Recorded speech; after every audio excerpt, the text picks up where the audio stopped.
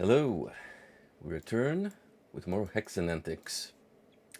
That's right, it's time to bash more skulls, zap them with mana, burn them with holy, righteous flames, and generally just have an excuse for indiscriminate violence towards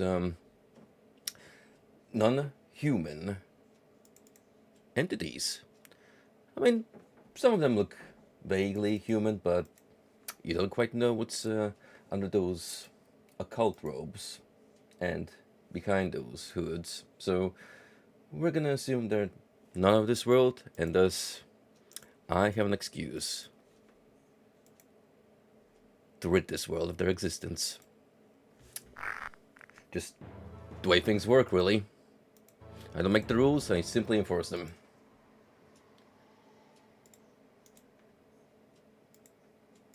That being said, let's get this set up.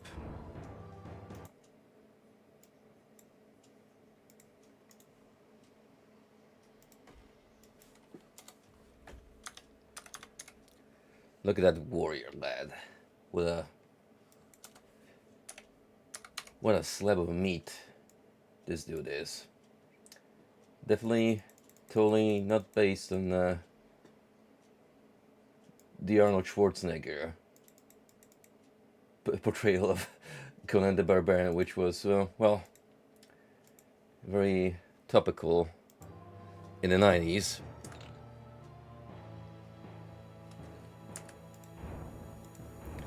Now, where we have left off last time. That's right. Gibbet. Or Gibbet. However you want to pronounce it. All depends on your regional dialect, I suppose. I do remember making a little bit of progress into this new area. Before, it was brutally cut short by bullshit game design. Of which I'm sure there's more. Oh, we'll get to it in due time.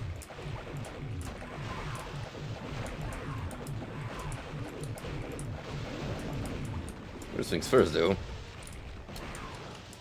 We gotta clean this opening room.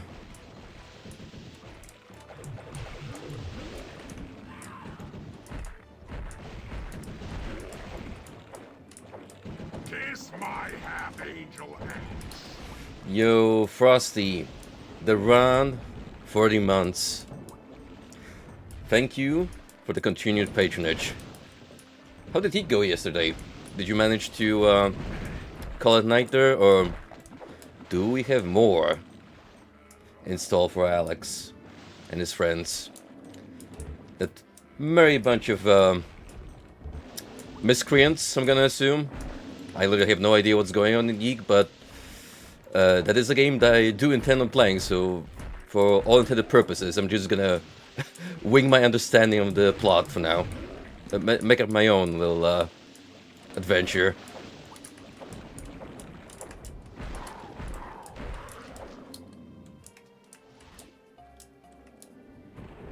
Hey, good for you.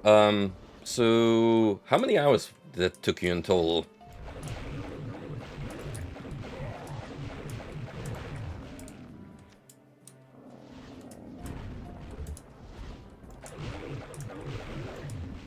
I'm gonna lean that microphone a little closer because I had it lower down when I don't use it.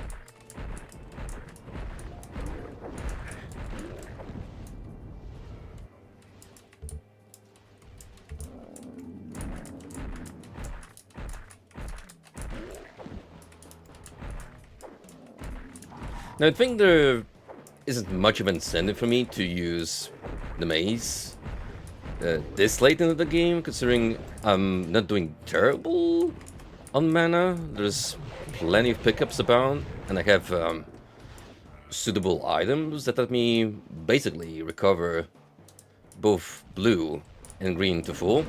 But somehow I don't want to believe that's always going to be the case, so I'd rather conserve my resources on the off chance that we're gonna get into a more brutal area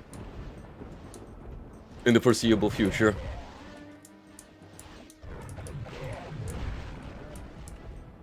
34 hours? That's pretty impressive for an indie title. Like, a lot of them just tend to go a little over the 10-hour arc. I suppose it depends what the author envisioned, and just how much raw content is there. Now, with Yeeg's development cycle, yeah, I can believe that's a big boy of a project. I mean, it took them years just to get the updated version out.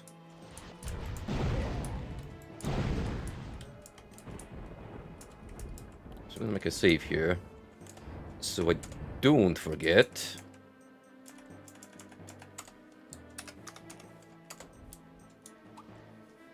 Let's get some healing on standby. It's gonna require a key, so no go. Just gonna have to check elsewhere. Oh boy. Well, I can deal with this. Just gonna make sure no stray projectiles hit me.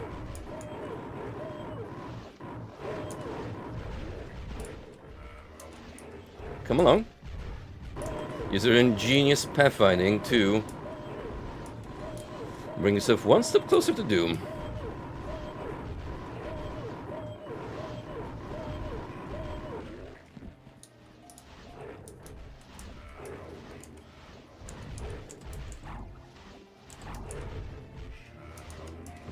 Well, No Man's Sky did experience its redemption arc.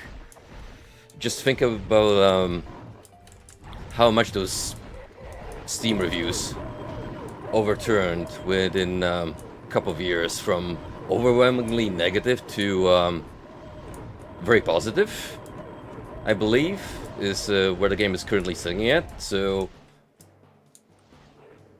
I have nothing but respect for those guys for sticking to their guns and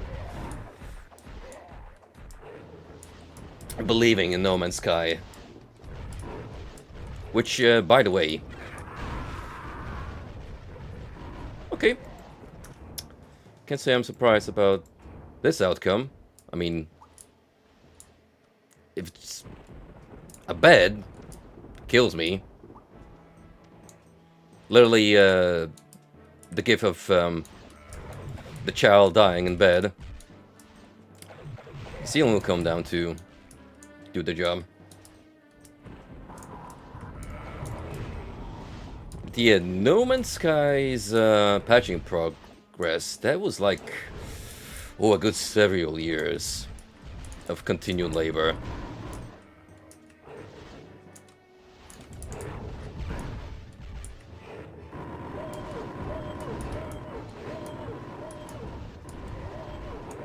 Another good example would be Cyberpunk. That one took a little less. Understandably so, because, you know, larger developer, more resources at their disposal. But oh boy, that the first couple of months weren't so favorable for Cyberpunk. Oh jeez, that was a crit.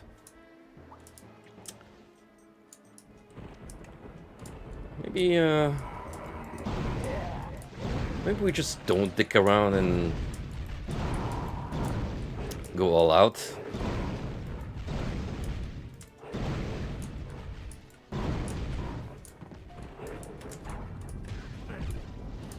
The one worrisome thing about me blasting with Firestorm is I'm gonna eventually run a blue, green mana.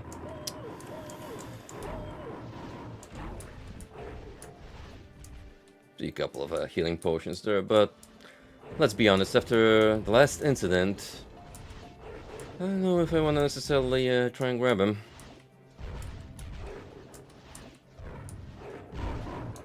Oh, well, now we could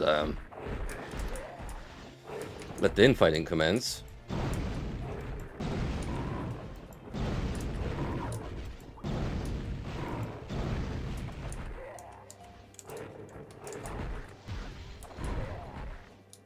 Come here. Let the green mist finish the job. Look how those guys are getting along.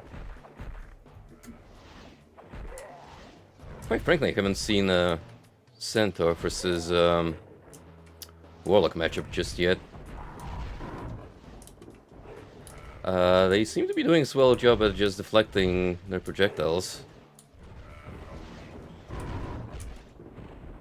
This this might take a while.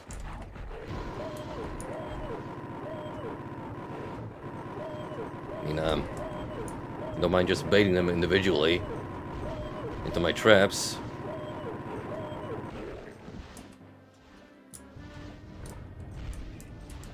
After all, we got plenty of flasks to spare. Well, my boy, now that you're done with Yeek, what are your plans for the future? What comes after this?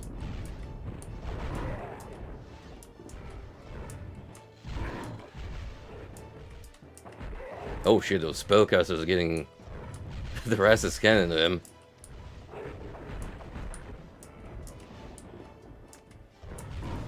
At least I guess we know the odds of that matchup.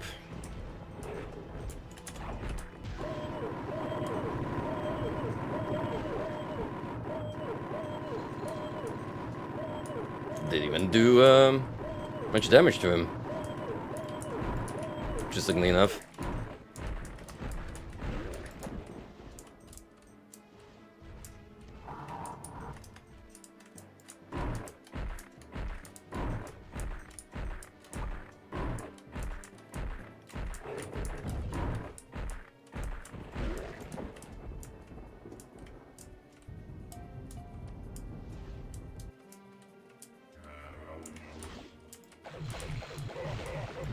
I can clean up the rest, that's fine.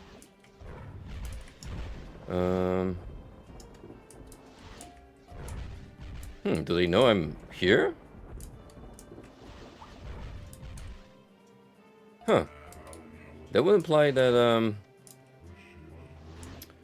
the way enemies respond to your presence is a little different from classic Doom, where it's, sound sectors individually tied to grid-based design. Could just be arbitrary BS. You never know.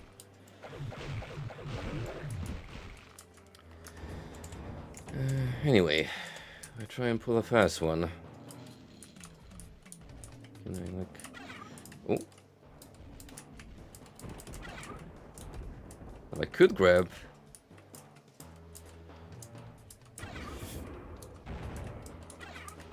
Oh, I see. It's hollow on the inside. You know what? That's fair. That I find acceptable. This, not so much. Although I suppose if you just jump in and grab him, it's no biggie.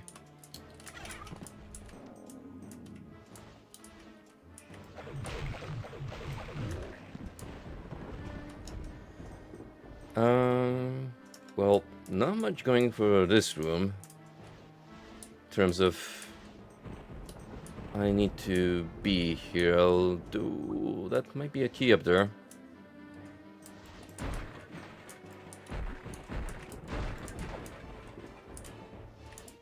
Now, that doesn't do anything, but it's a cool visual effect.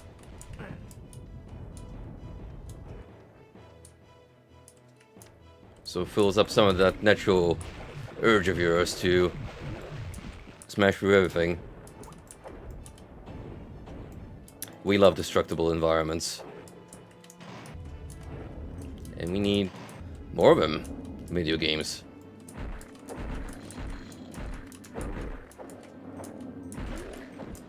Listen, I don't care how many polygons a hot female protagonist's ass has.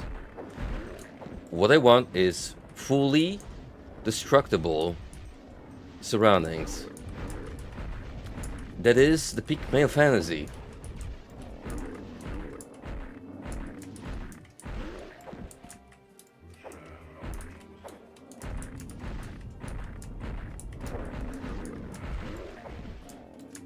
Hey, that's the threat. Personally, a favorite tactic of mine, where after playing through a lengthier title, I'm more likely to use a couple of small ones. For one, regaining energy before I tackle another lengthier experience. And advantage number two, just clear up your backlog faster.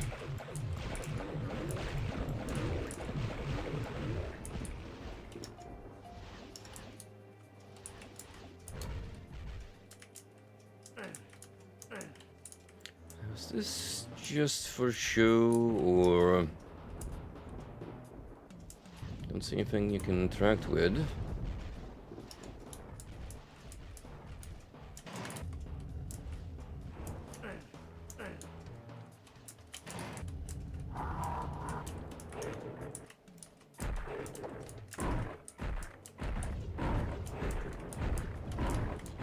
We'll be picking up those gauntlets because it is armor after all.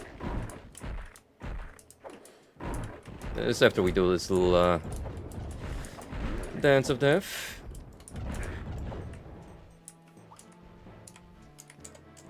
Preferably not my own death. Let's see. Will this work? Of course it will.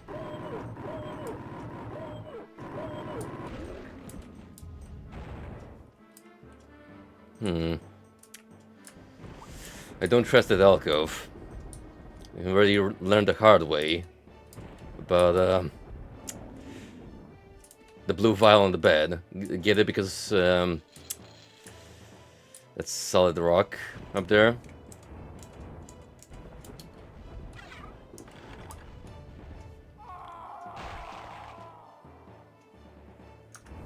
Damn. This place just does not let up, does it? Oh. Hello. Oh, that's 2 keys I now need.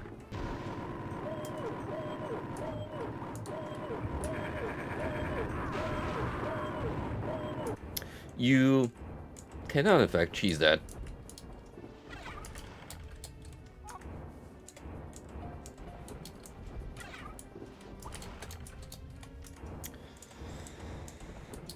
Was this really necessary?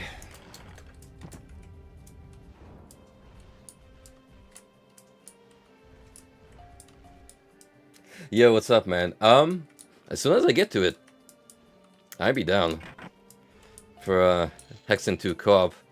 Huh, didn't even know that's a thing.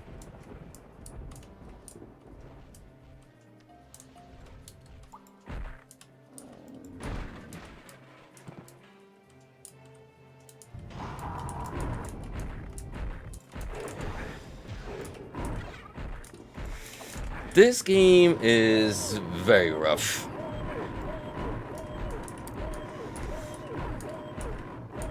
Like, if this was the first game you'd play from the series, you'd probably have a way different opinion than coming after Heretic like I did.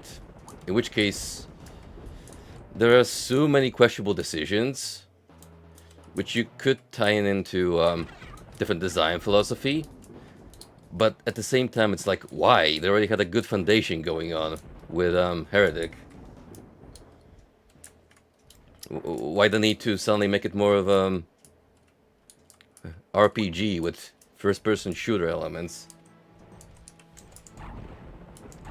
That being said, the most fun I had with Hexen is probably when it's closest to feeling like Heretic with the massive encounters.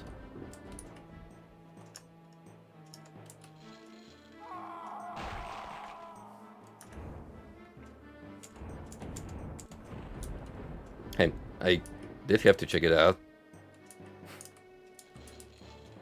Eventually one of these is not gonna be a false fall. It's just the game clearly messing with you.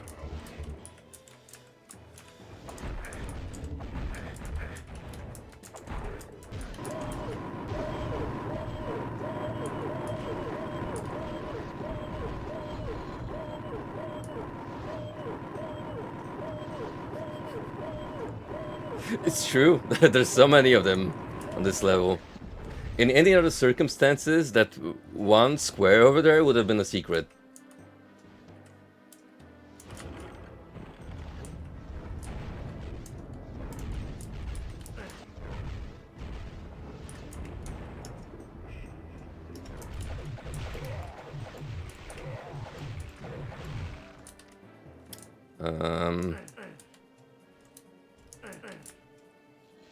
Okay, I'm not sure why I even meant to go down here. For shadowing? That there is more?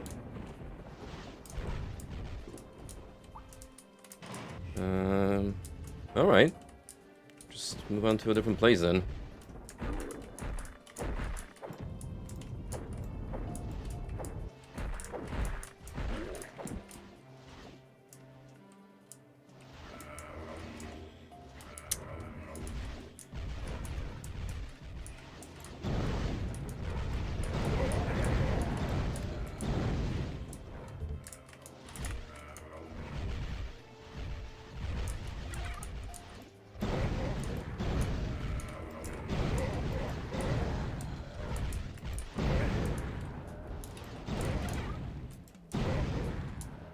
Imagine missing out on the third weapon type. This would have been infinitely more painful.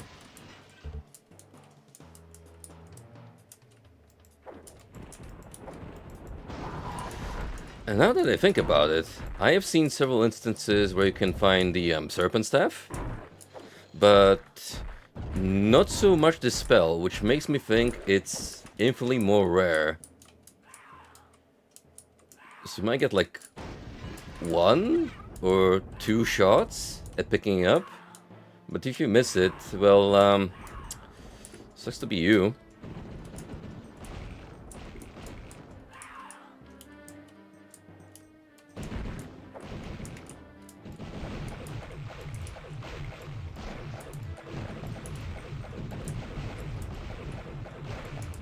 How did you feel on the final level of Cruelty Squad when you first played it? I was like, holy shit, dude, this game... It can be hard, but that was on a different plane of existence. But you're right, just getting like the perfect run and finding the most efficient way of getting to the end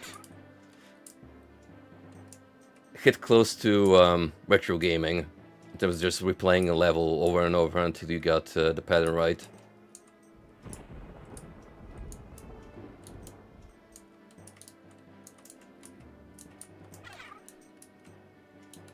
Me too, man. That was such a great novel title.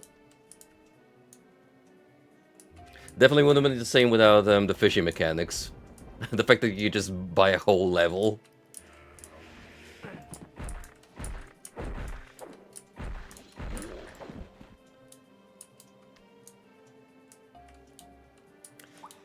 Well, how did you too, Golden? I hope you're having yourself a lovely Sunday afternoon. Or evening, depending on your time zone.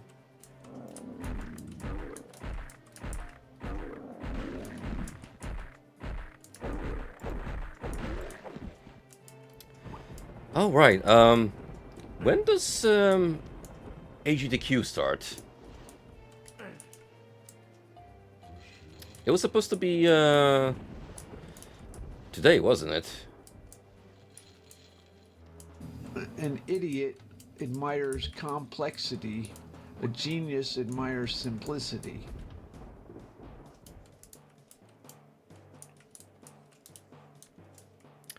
The last Doom one I streamed was No Rest for the Wicked.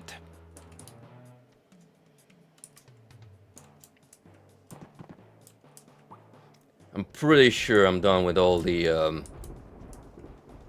licensed ones at this point. They either had like their own standalone releases or were bundled in some sort of Doom release.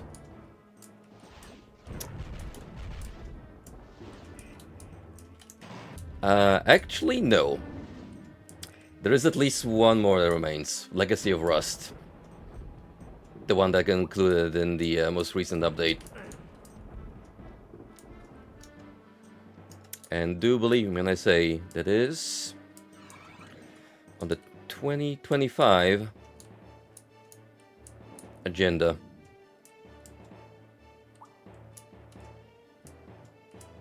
Alright, I gotta start figuring out how to get these keys.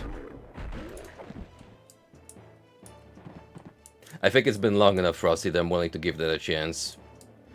Wouldn't even be surprised if they finished that WOD by this point. So it's now more balanced and playable.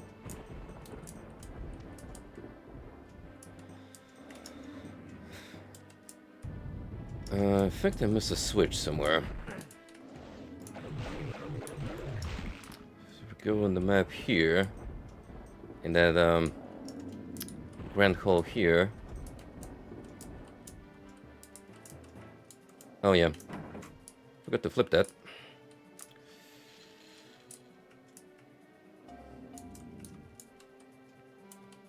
Is there more?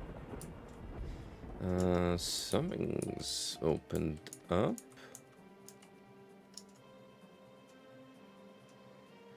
I feel like that's a dev drop, so I'm not gonna risk it.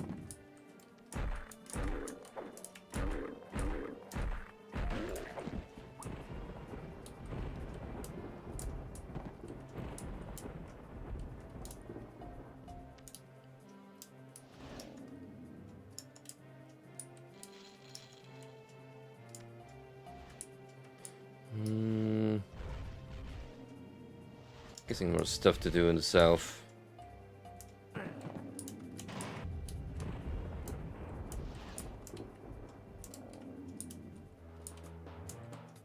We've reached that point where the game boils down to... Oh, what did that switch I just pressed do?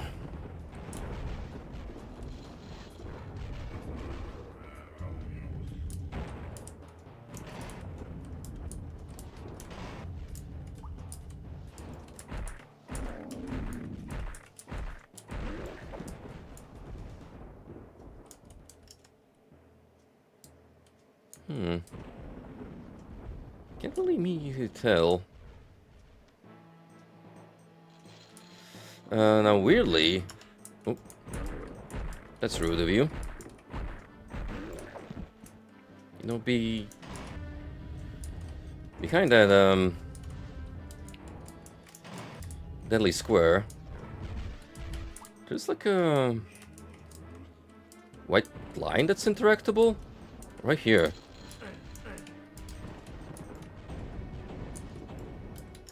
I think this opens up later at some point. The texture is still different. Well, one other thing I can think about is maybe... Where was it?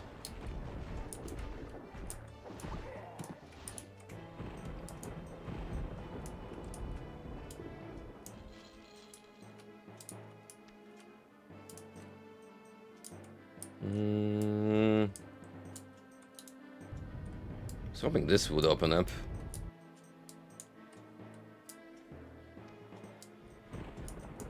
Well, that's no such luck.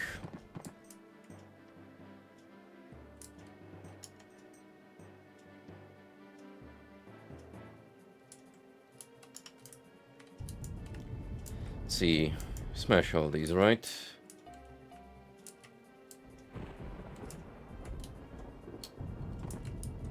Yeah. Nothing here. Nothing here.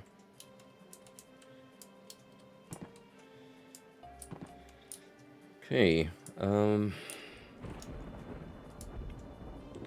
What are you missing then?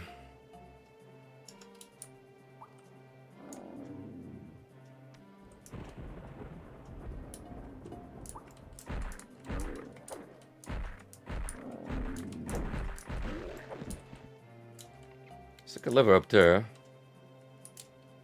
That I can reach it.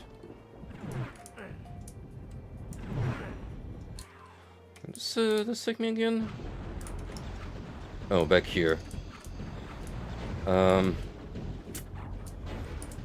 Thing is, we're already pretty much done with the castle.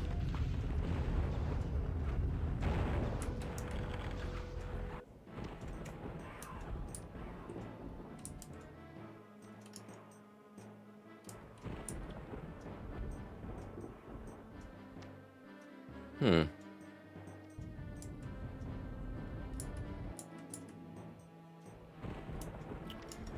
this is vague.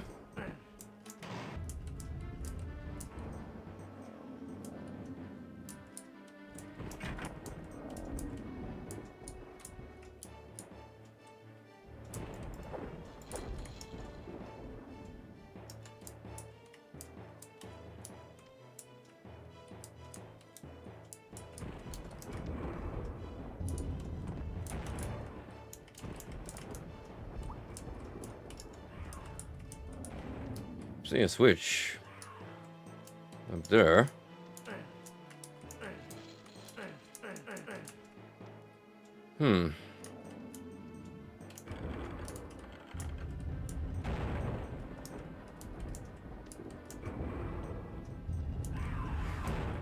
It is not promising when half an hour into the game, I'm already somewhat lost.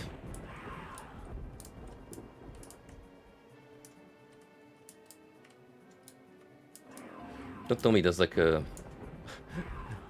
bullshit clue here in this library. Like one particular bookcase I have to interact with in a particular spot. Secret switch somewhere.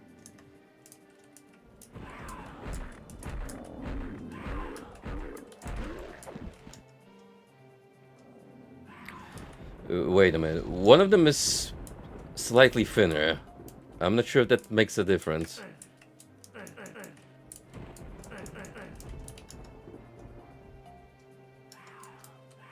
I guess not.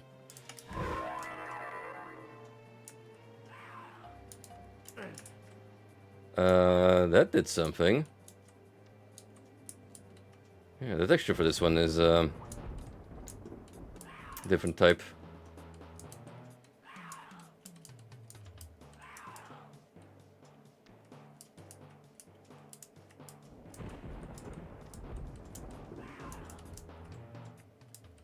I feel like growing up on these kind of video games, and in recent years exposing myself to more from this particular era of game development, I've grown more accustomed to the cheap kind of BS they pull on it, so I'm a little more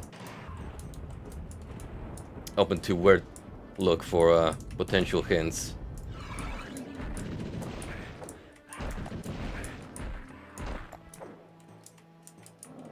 It's not quite pixel hunting, which is like one of the worst offenders on the list, but similar principles.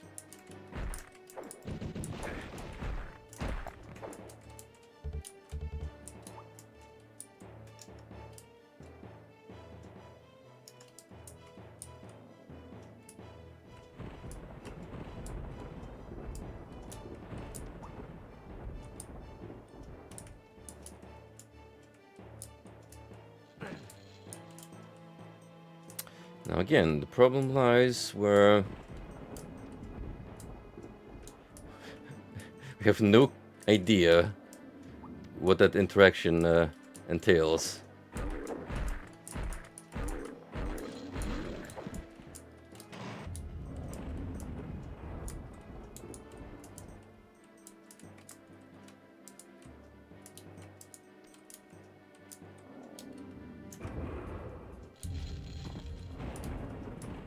You gotta like give me something to work with here.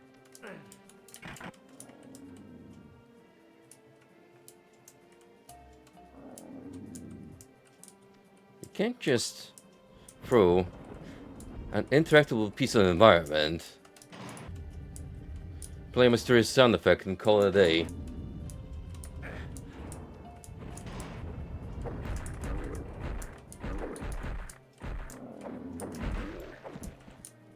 I can see that some enemies spawn in, and not just add-ins, which are a given.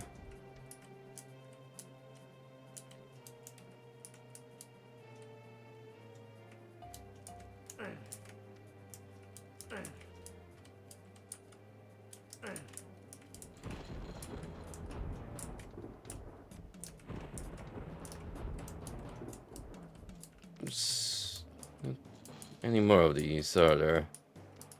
Just that one.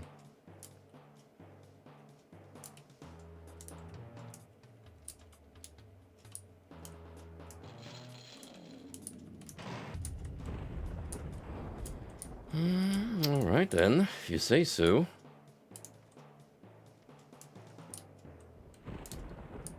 Which one of these bottomless pits suddenly become accessible?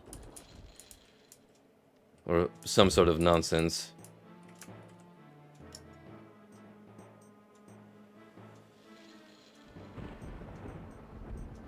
You know, seems like a bad idea.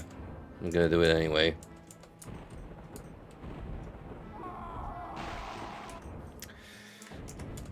Well, that answers it.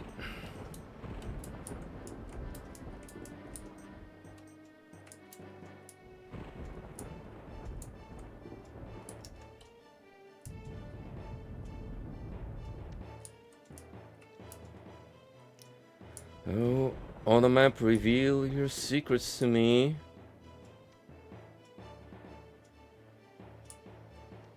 I need them. You really, really do. Something that bothers me. These have like a different outline to them.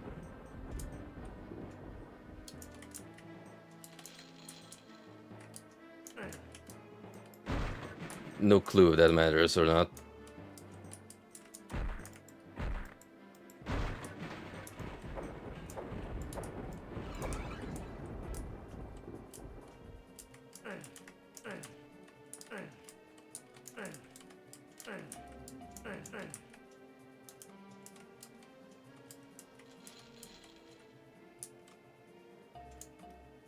This one's got books with some fancy letters on them. KRAX.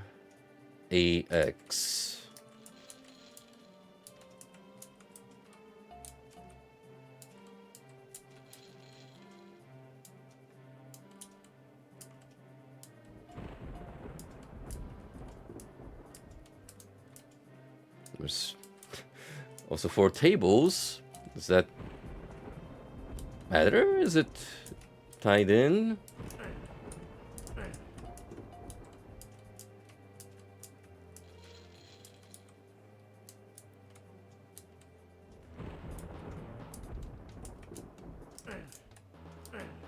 We just don't know.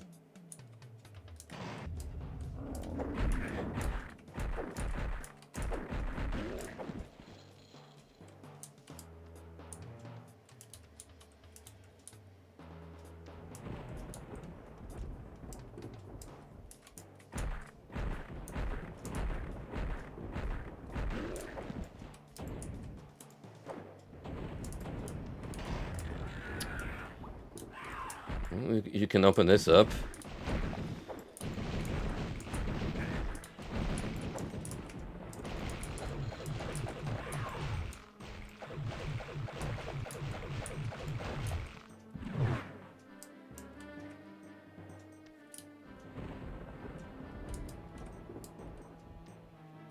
That lit the whole place up.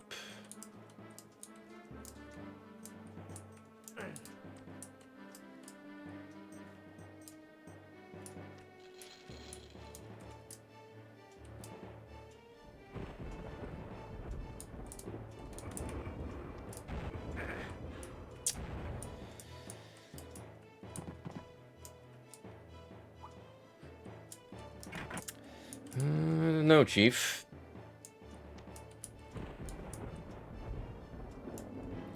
I'm not sure what you're asking of me.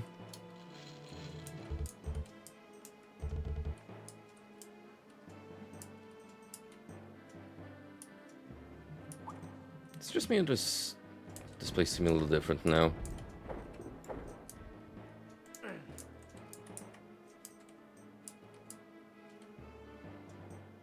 It's like this part emerged from the ground.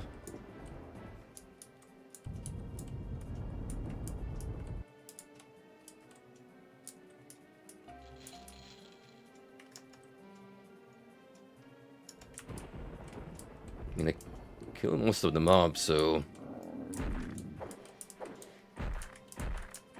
I have a lot of progress, technically.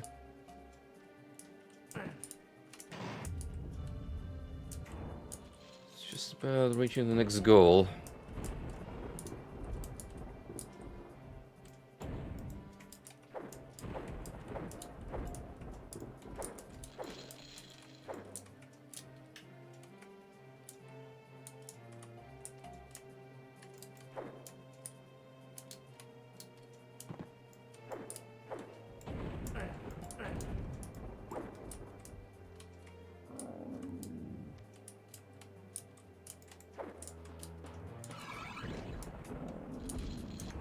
That's another mob that decided to keep me company.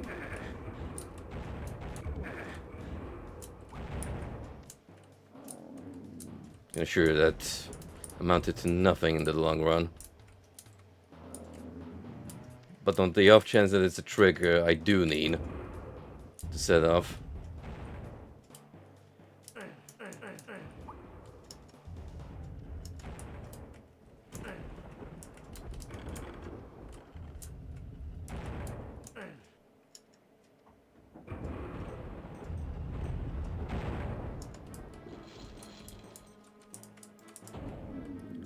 See more architecture in the distance.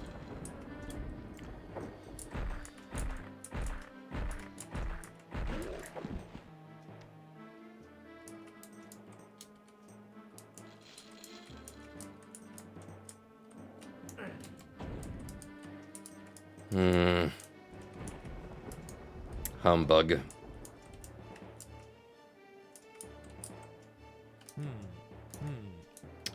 Indeed.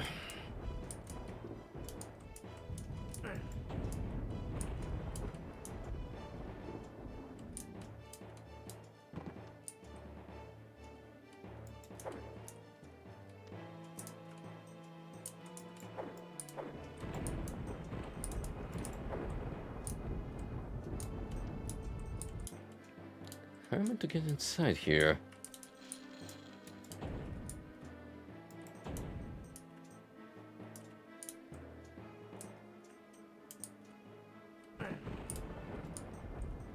It's the only key I see. It's technically within reach.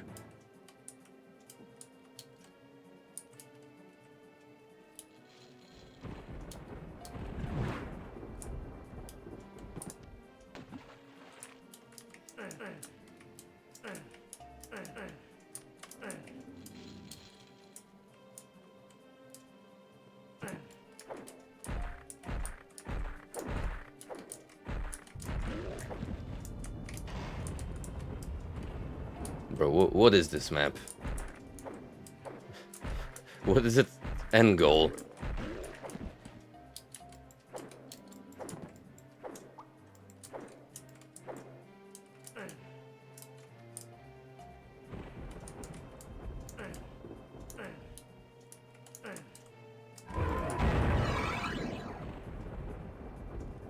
Wait.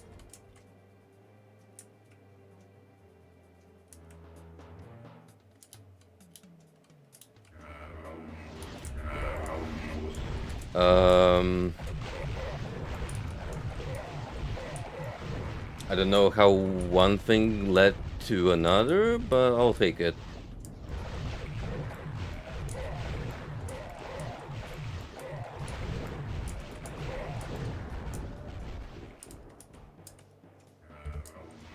York's skull. Oh, that can go on the statue. Oh, poor Yorick. Yeah, no, my Macbeth. It used to be mandatory reading when I was in high school. Not that I remember much of it these days.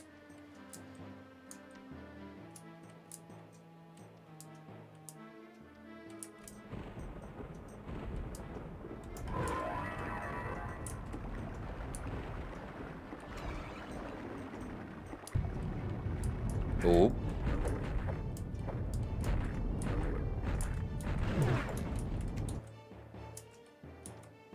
Oh shit.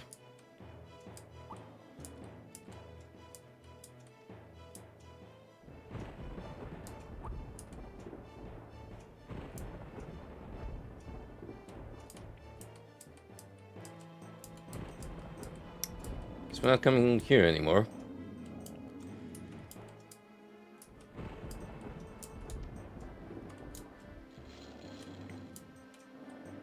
Nope, still not ruining me that one.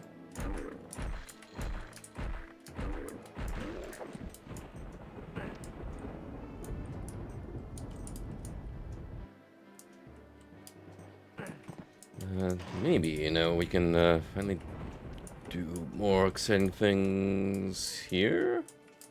I hope. Please.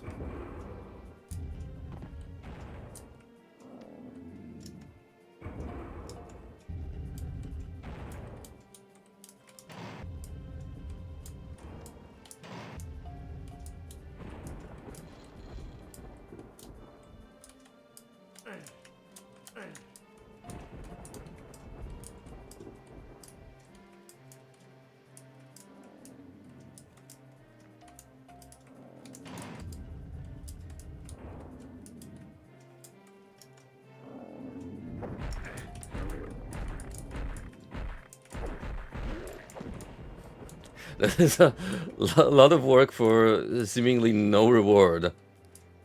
That's tangible.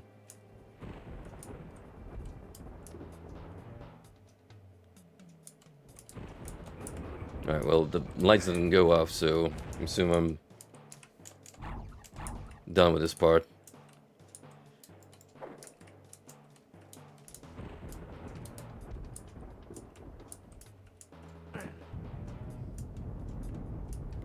Well, I suppose it's time to scratch my head for a couple more seconds as I find the switch here.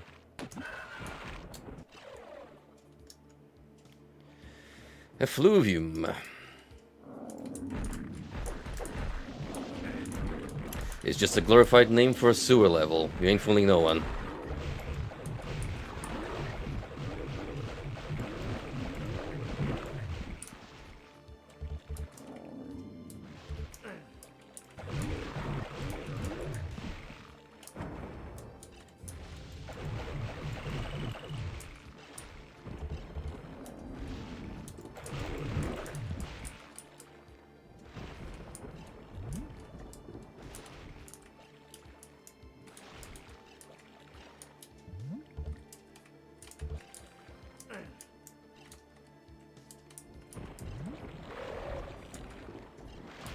Alright, more of these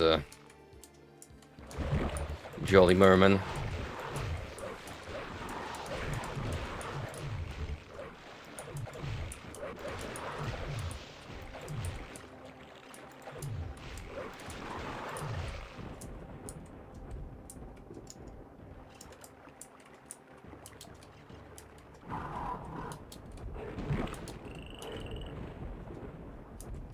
kind of environments make me feel more than playing Blood rather than Hexen.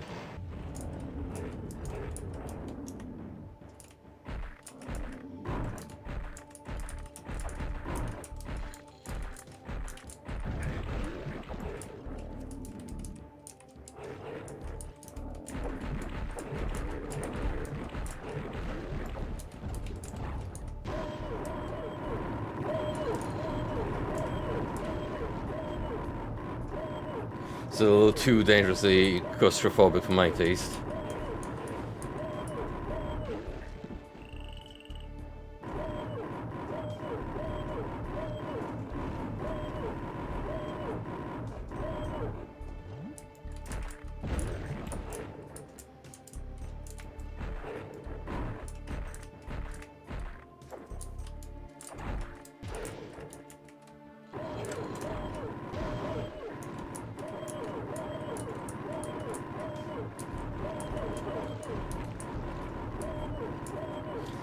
So I gave my new gaming paraphernalia a small mix box, Fightboard MX V3 a spin, and it's pretty good. I was actually a little worried that because it looks so small from the reviews other people posted on the storefront, that I might have trouble adapting to it, but actually it feels great. I think if I had Lumberman-esque hands, I'll probably be able to hold it and play like a traditional controller, whilst using the arrow keys on the left, like a D-pad. Hey, I can put that little guy on my lap and just use it as a portable keyboard, so I'm happy with that.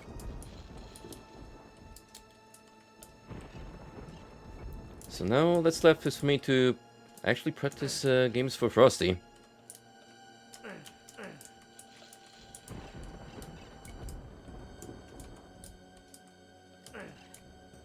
Ooh, that Vortex Gallery event thing is gonna be packed, and everything seems to be stacked on one day, which seems like a logistic nightmare if you want to enter a couple events. Unless they will happen to be held fairly close to one another. But I don't know if I want to go ham and just enter every single game left and right that catches my slightest interest.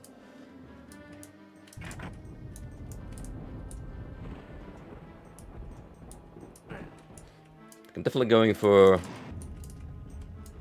the 2 Soul Calibers and 2 Sam Shoes. Let's see Karnov in there, and that's ST adjacent, so I may as well sign up.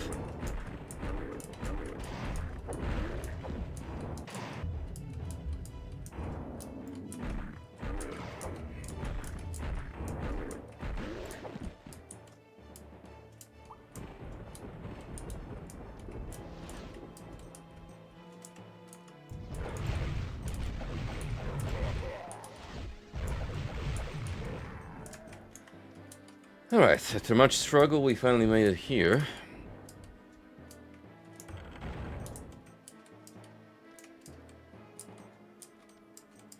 And that,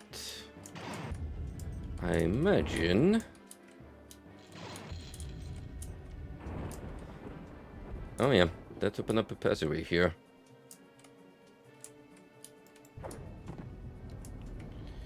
To another portal. And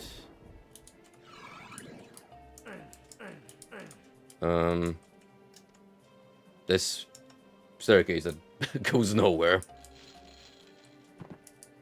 Nice. It's probably gonna open up later on, I imagine. Dungeons.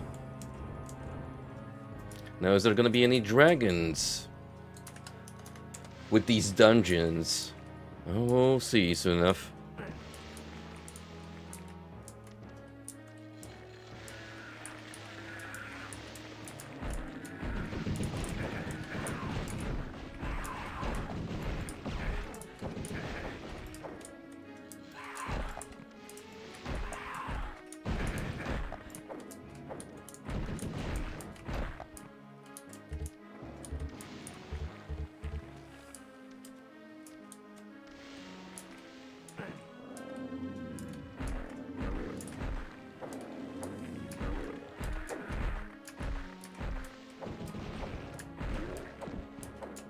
I'm not sure if I would count this part of Hexen as a hub area. Feels more like an extended interlude of sorts.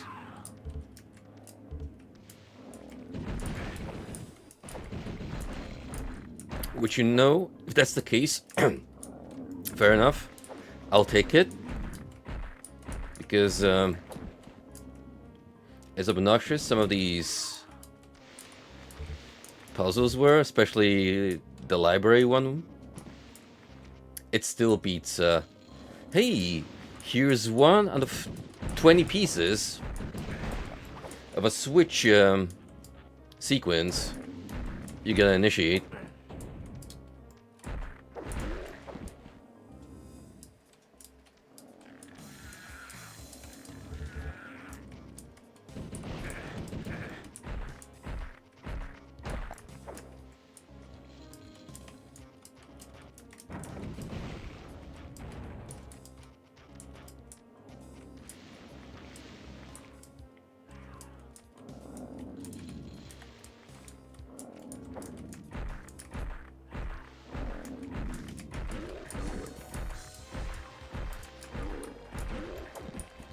Hey, two heads are better than one.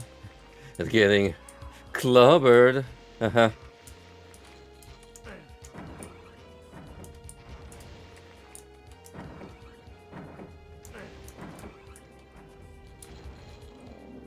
That's a timed one.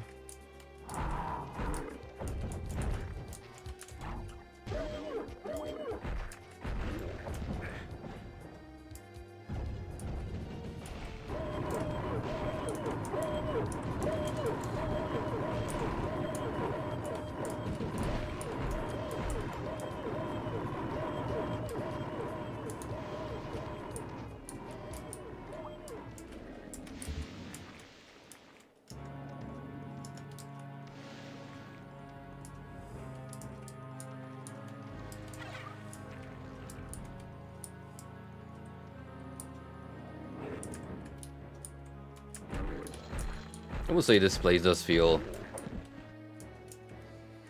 satisfyingly atmospheric. Mostly on par of the game score, which is fine. Like, I wouldn't call Cleric Hexen music particularly memorable. But it's one of those sets of compositions that does the job right.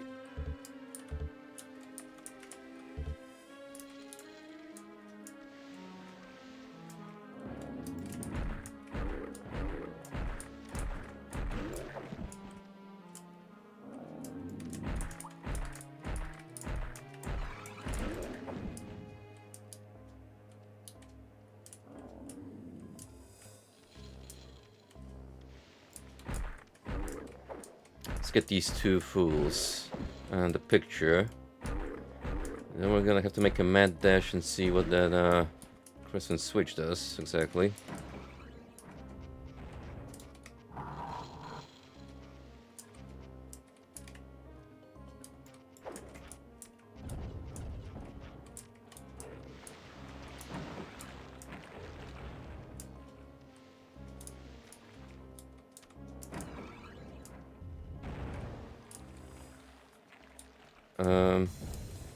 Oh, it just gradually opens these up.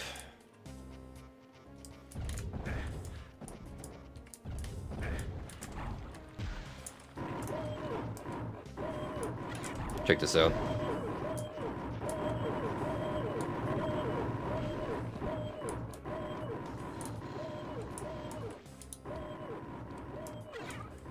Hey, how you doing, Ronan? I didn't have an occasion to say this to you, so Happy New Year. How's your Christmas been, bud?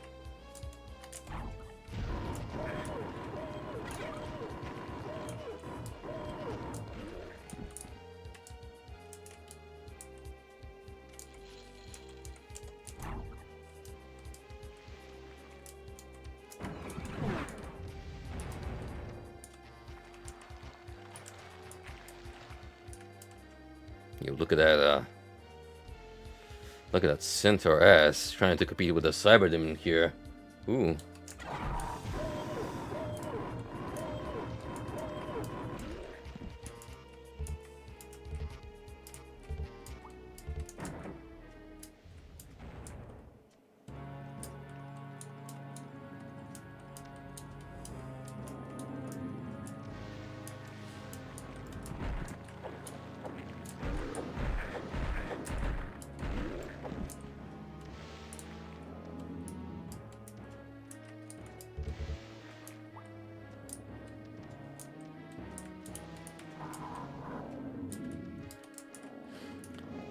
Oh, they are. I'm not sure why, but they can certainly be proud of their behinds.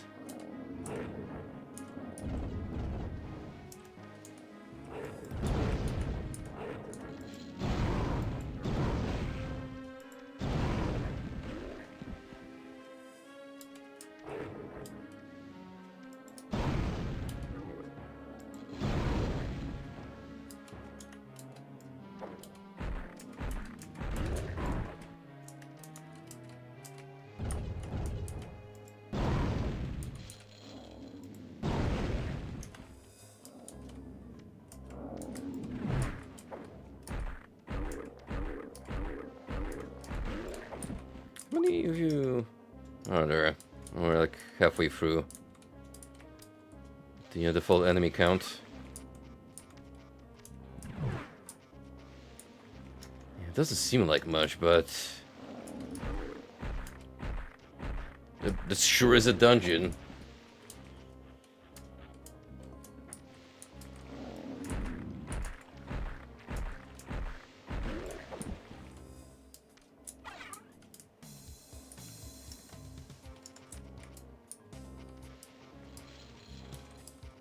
Oh, imagine this followed old school first-person RPG philosophy where, oh, you want to remember this layout? You gotta make your own maps, buddy.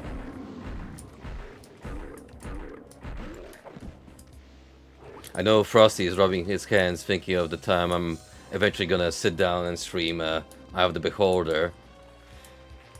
And I'm gonna need a pen and paper on deck. That's right, no Ultima Underworld Easy mode with the autofill map. Which, by the way, almost done with that modular video.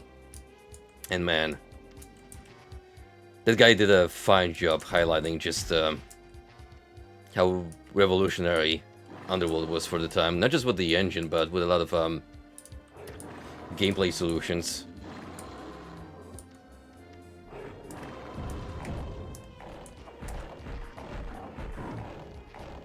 Yo, let's go. New dream matchup.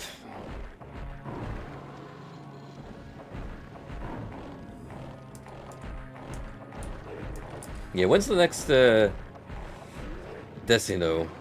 Mustard tier list, but he looks at Cleric / Hexen enemies. Probably get you two to scuffle.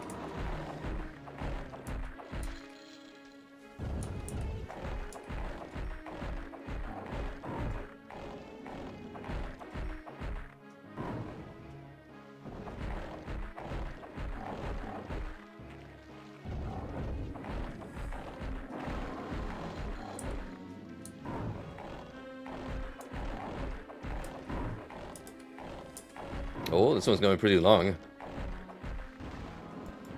Huh. So, 1-for-1. Centaur versus Serpent.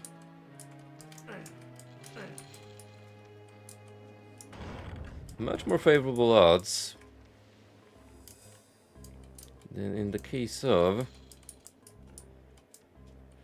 the Warlock versus Centaur.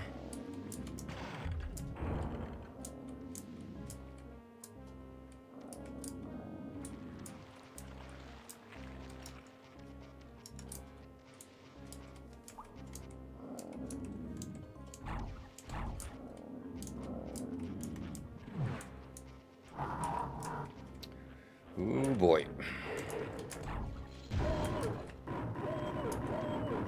Now, in all fairness,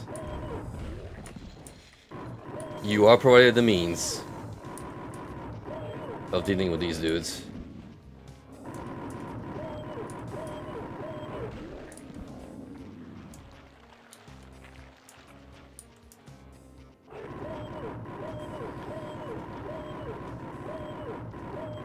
I don't know who specifically designed the Centaur, but that guy definitely had a John Romero to the Cacodemon kind of relationship thing going on, where it's his pet favorite.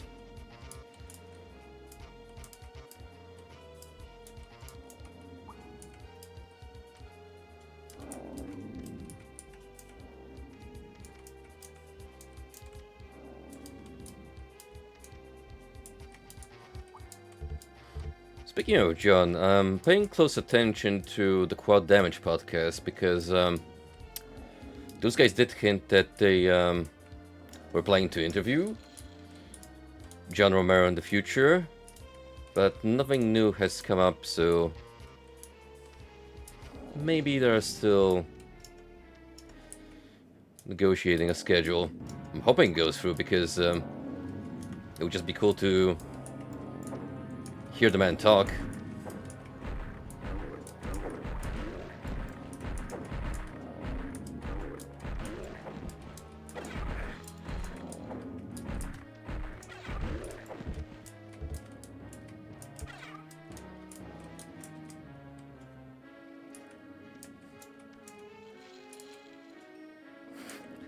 Group chat on a Friday night. Oh yeah, some crazy stuff goes in VC when the weekend is around the corner.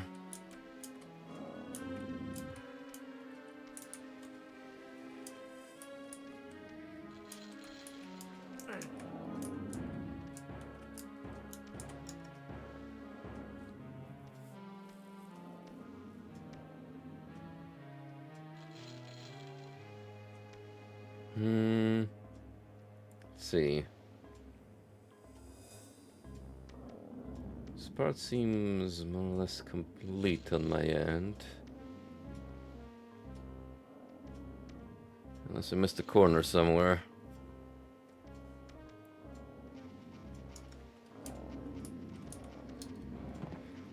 We can't get here just yet.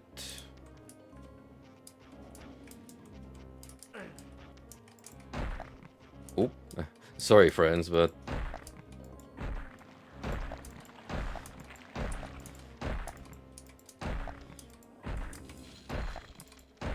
doing them a favor, basically.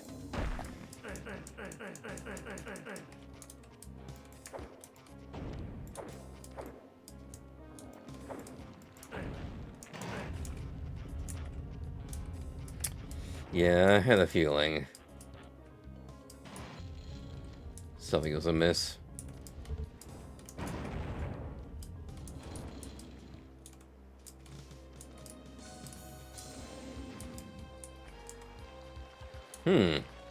From stone walls to caverns. This reminds me heavily of Diablo 1's progression. I will never cease flaunting on how that game has such an amazing atmosphere, especially the first time we play it.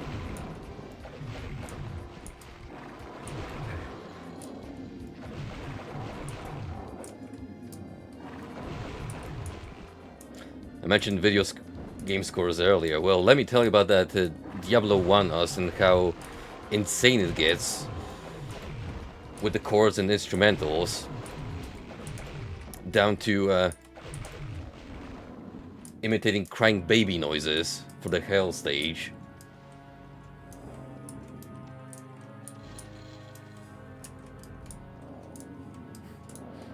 I don't know what the composer was smoking when he thought of that, and if he did any sort of illicit substances to give himself a creative boost, but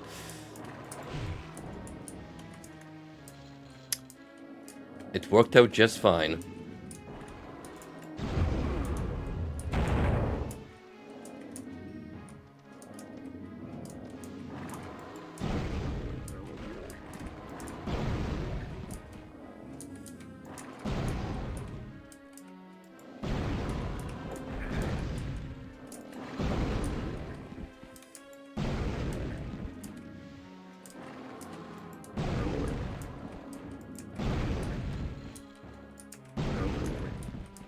I don't remember the exact video discussing the matter, but I do remember hearing some of the philosophy behind the Doom 64's score composition, where they just kind of had to back away from using Bobby Prince's versions for legal reasons, but the guy helming the audio project was struggling a lot at first, trying to get some decent ambient sounds in.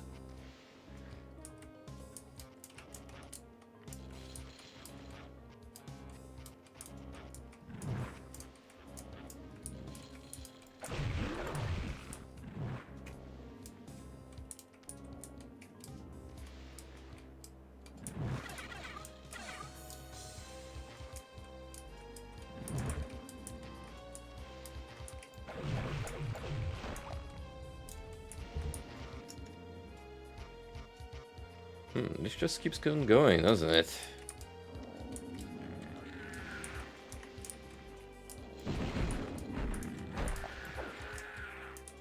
It better net me a key in the end.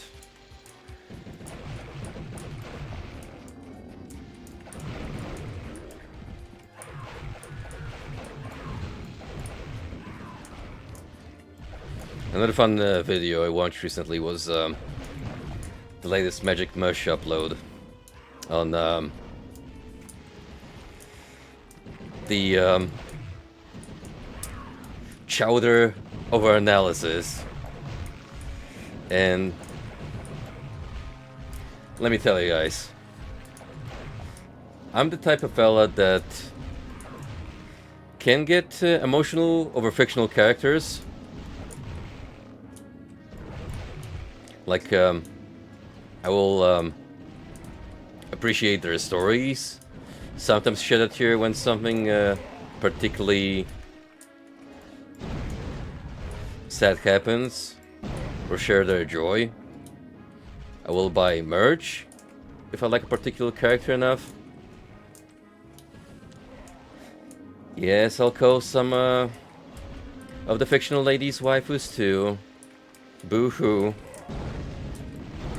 How unusual. But I cannot imagine going to such intrinsic length, so much as trying to justify a made-up fan theory, especially if it involves shipping. That is a whole different level of you've been too much online.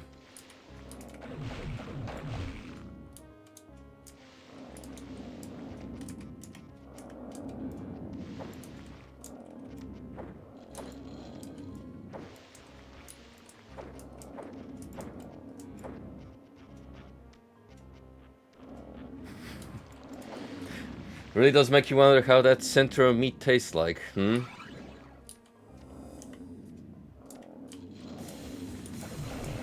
Is it technically cannibalism? I mean, surely if you just handle the lower half, which is that of a horse, it's reasonable. Maybe we should ask the Vatican. I mean, after all, they used to have some pretty weird ways to go around, hey, you're not supposed to eat red meat during fasting.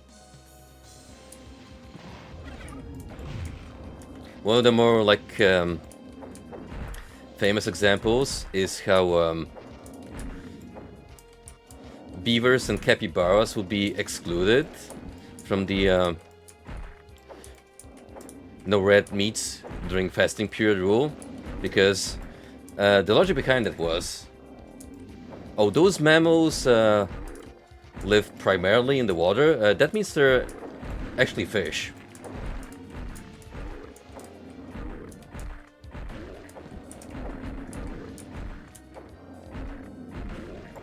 See, even back then they knew life hacks.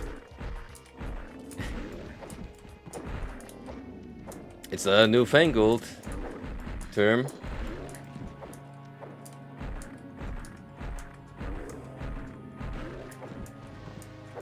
So many edits, jeez.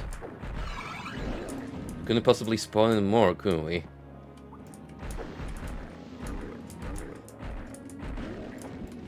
Let's just keep on going.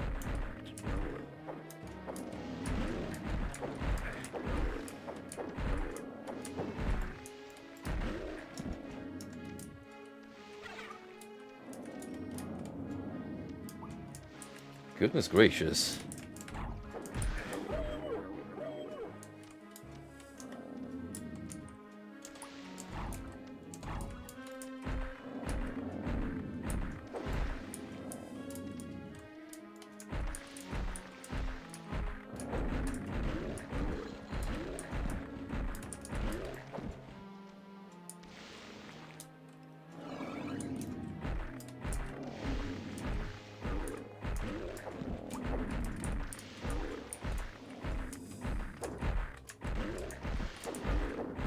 They really went and saved the final entourage. The last stretch.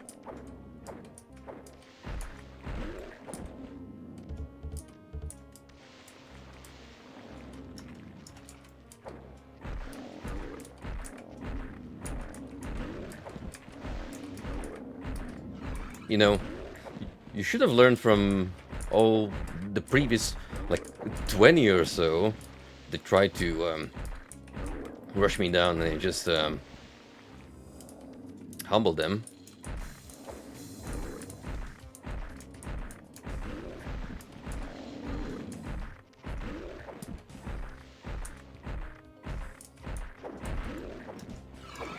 Oh, they're actually continuously spawning in now. Like, en masse. That is worrisome.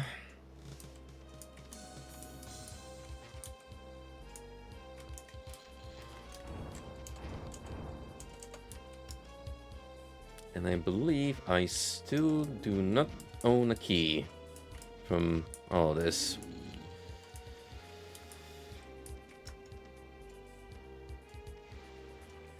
There is at least one hallway here I haven't been to. It's like, somewhere down here, actually.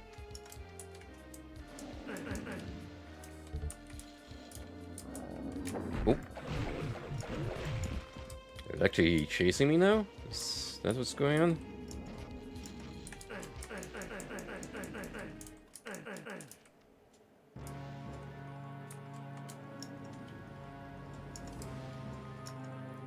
I have to wonder. What's our plan here?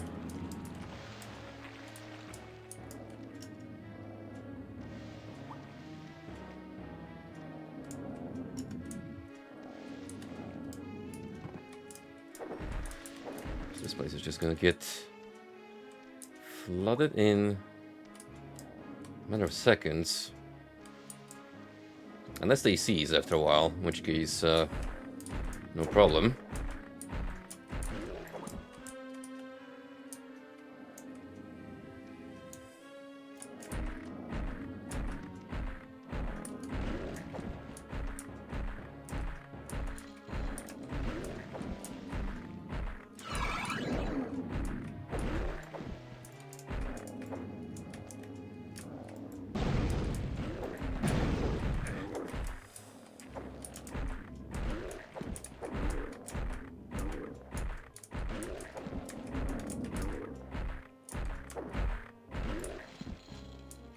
Mine just want to try and keep him to a minimum and then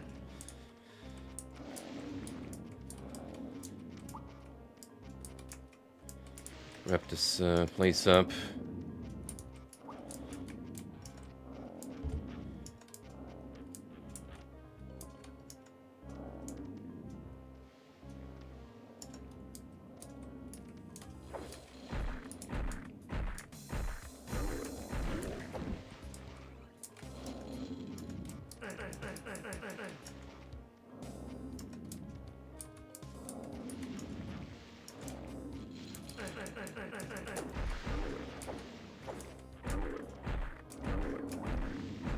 Figure out how to get to that passage, because I'm fairly certain something important is tied into it.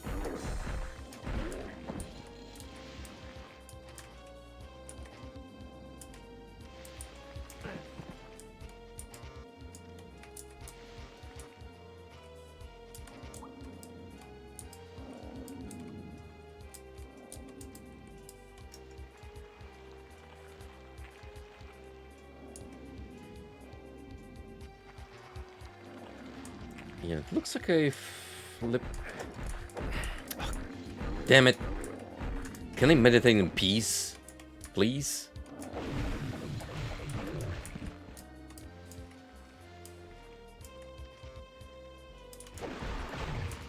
It's not gonna get annoying. At all.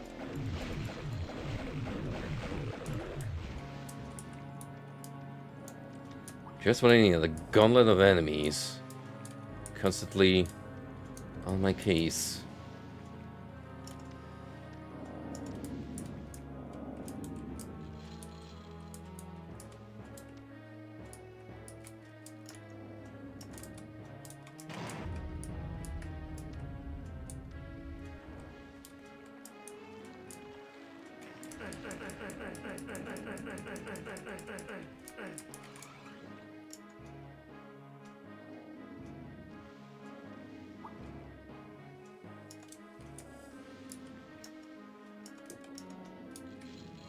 Train.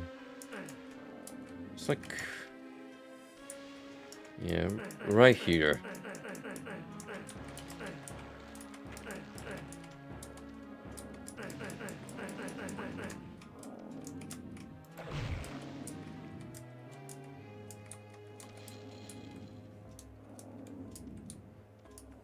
Maybe there's like a silly trigger here.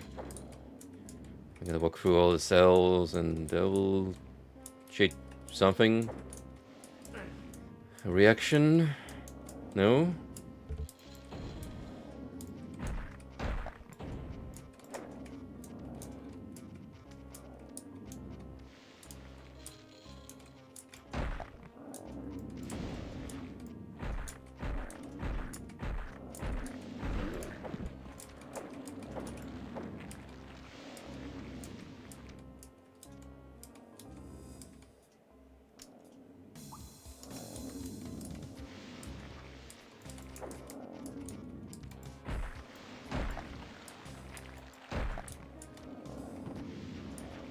See nothing here of value. Oh, wait. I think that's new.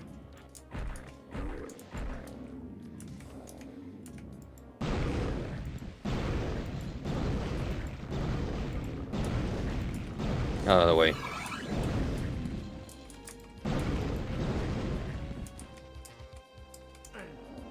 Ah, no, it's this one. I thought a different switch appeared. Hmm.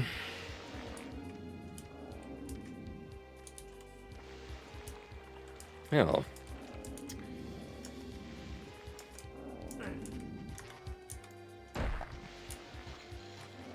How very reassuring is it?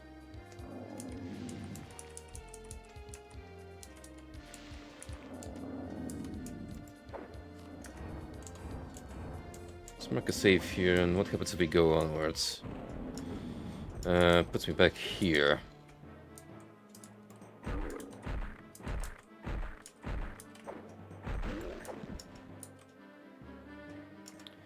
And do I have the key or No. We do not, in fact, own the X key.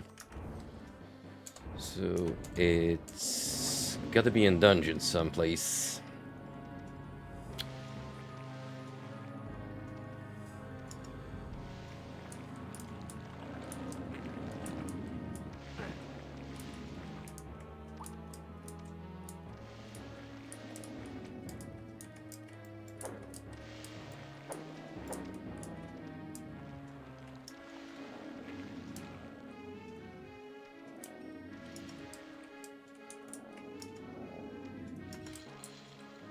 Wait a minute.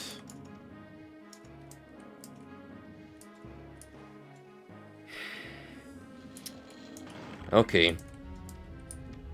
Okay, game.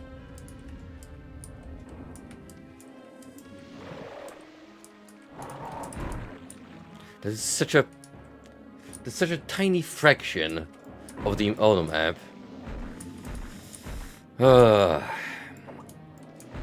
At least we found it.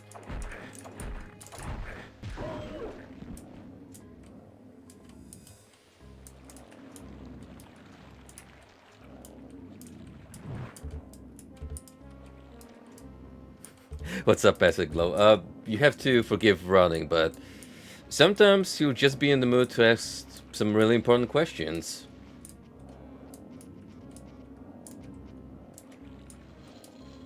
And we haven't quite figured out whether eating a centaur is ethical or not.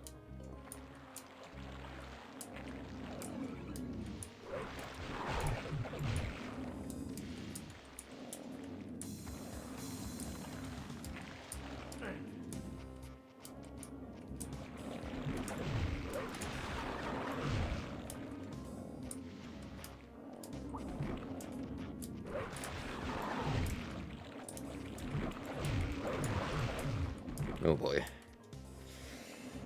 This is where we need a torch. Yeah. For the first time ever. Oh.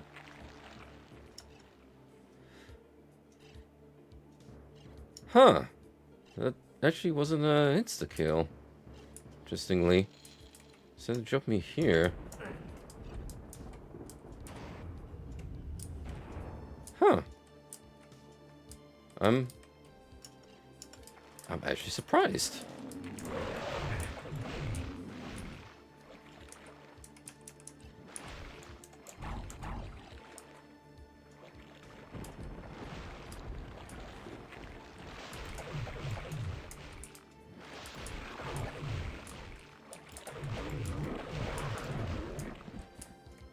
Look, Frosty, there's a lot of old media that I either have seen so long ago, probably as a kid, that I have no memories of watching at this point, or I just flat out haven't.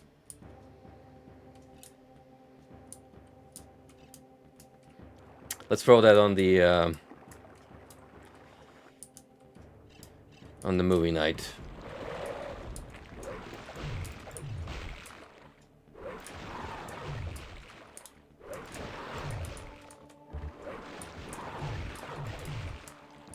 Like, a good example of this phenomenon was No Country for Old Men, which we actually peeped for New Year's Eve. I've seen that way back, and the thing is, if you would actually ask me questions beforehand, this new viewing, what I remember from it, besides some iconic scenes, actually not a whole lot, because it's just been so far in the past.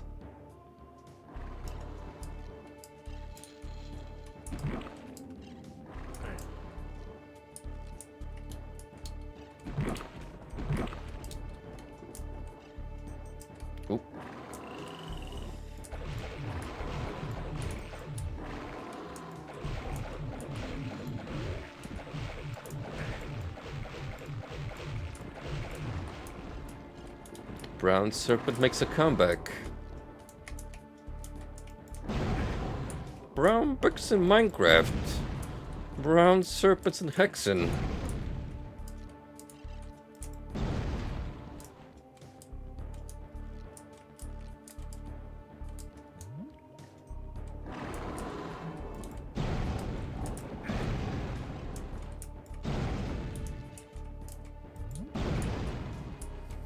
can I retain my old man card for the fact that I've watched classic Nosferatu, one of the oldest pieces of cinematography known to man.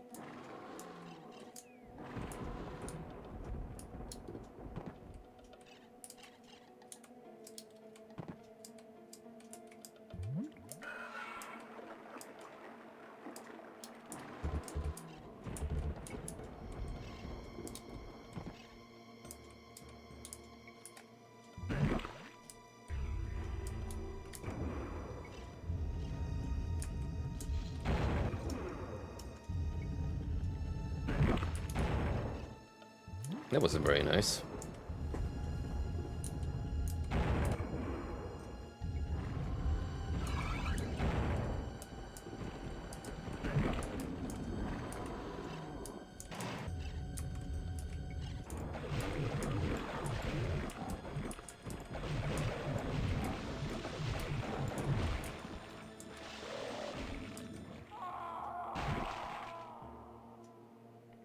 Really?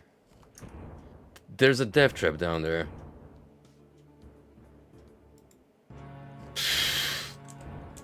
And how would you know that?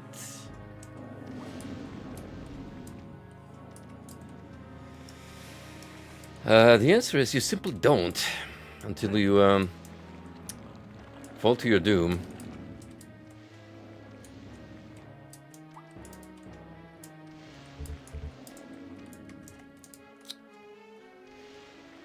Alright, fine game. Guess you wanna play.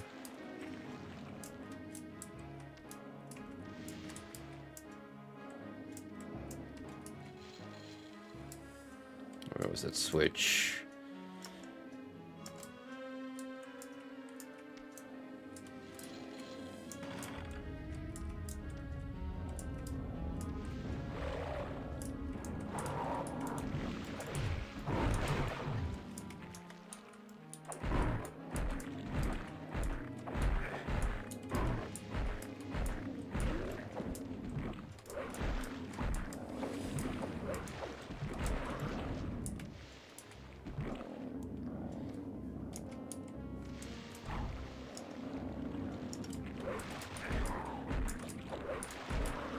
That's unnecessary.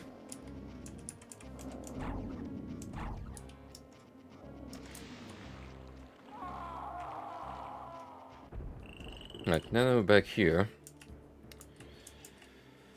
I'm gonna make another manual save slot.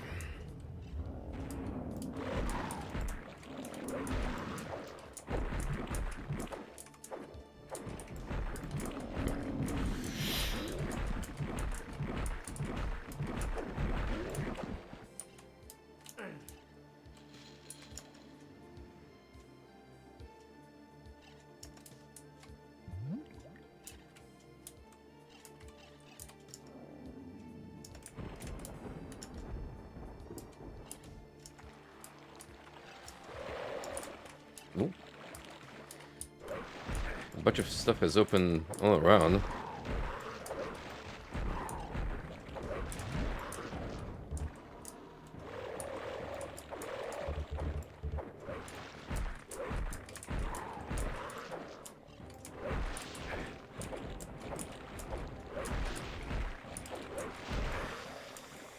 Alright, I'm not gonna toy around these fools.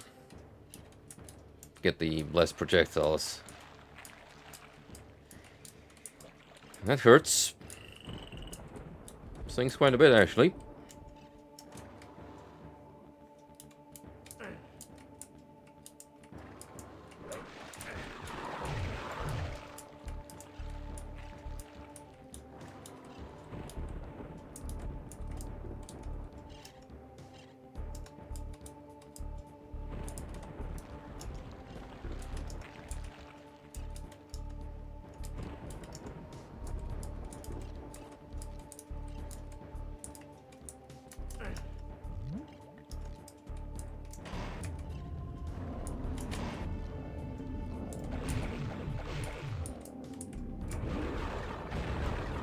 Oh.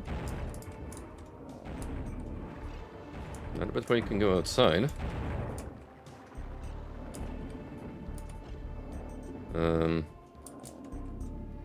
Okay.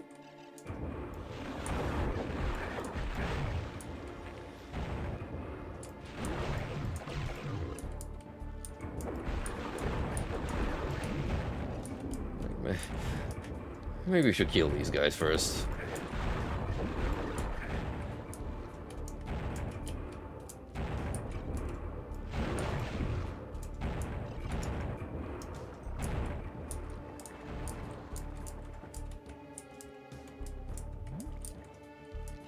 Starts out as a rather unassuming map.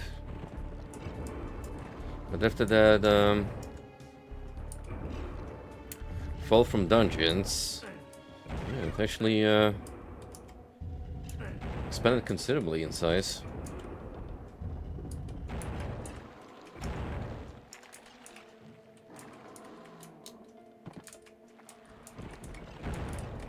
Even if it's mostly hunting for loot.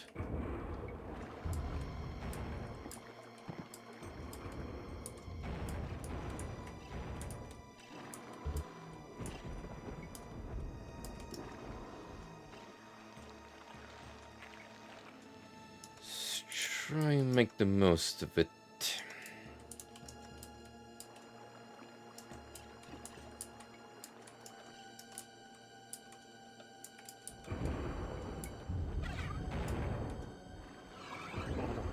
No! Oh, no, that's your froggy ass. I am going to commit suicide!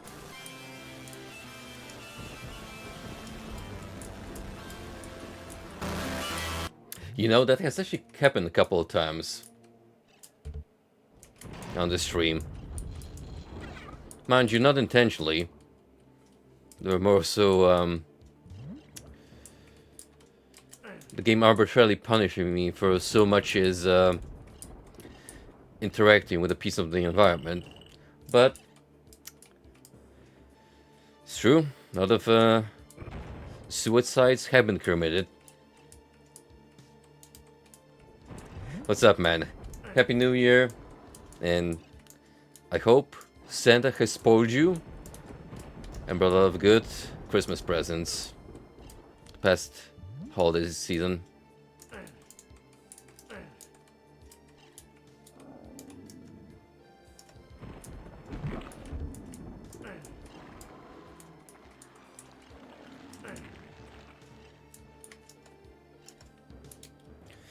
Oh, yeesh, I'm sorry to hear that.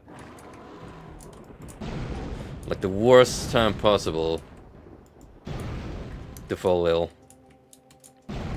That and as you're about to go on a holiday.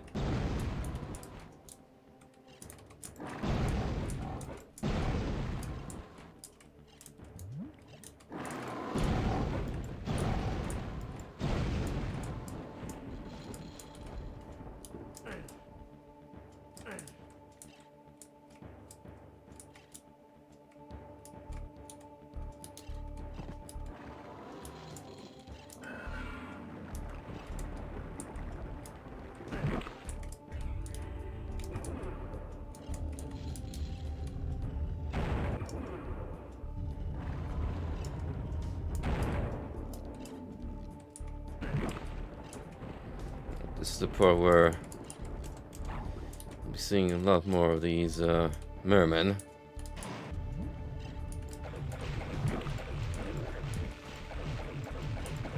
Also,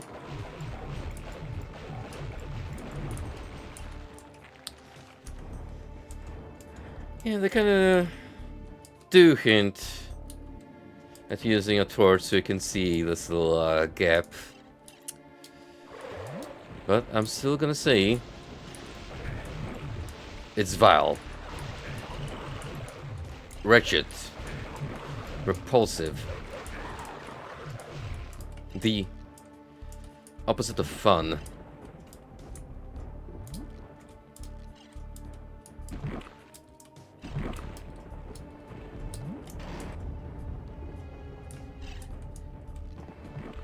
Oh joy, no portal.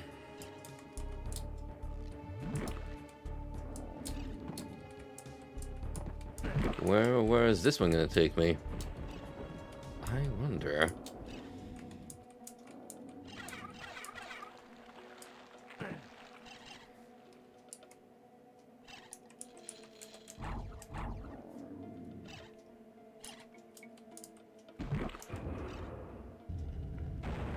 That's the way to go, man. That is exactly how you approach fair and honest game design. Alright, we have returned to the Forsaken Outpost.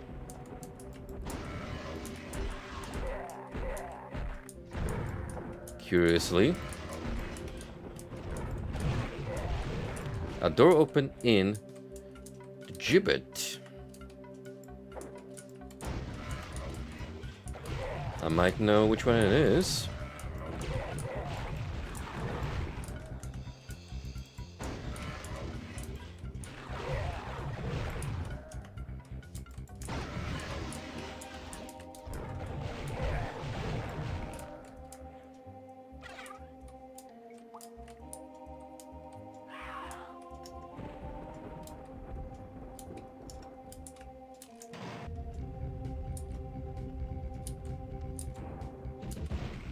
I'm actually surprised they send you all the way back here, of all places.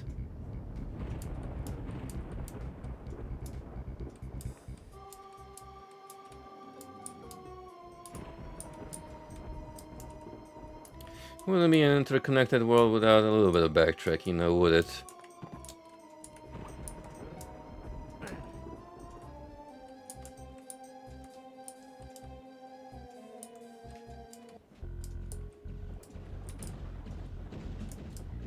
Oh well.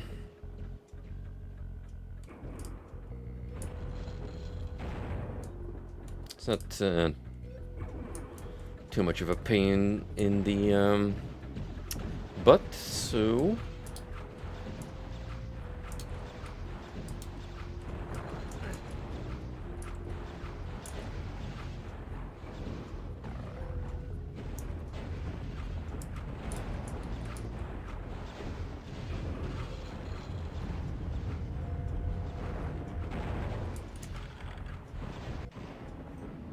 You hear a door open upstairs.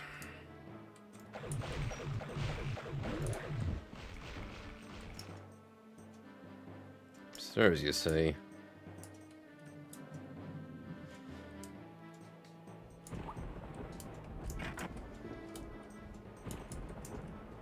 That's cool and all.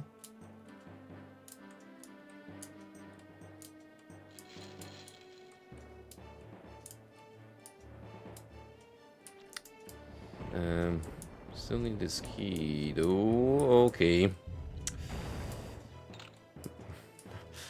That's that's very easy to spot.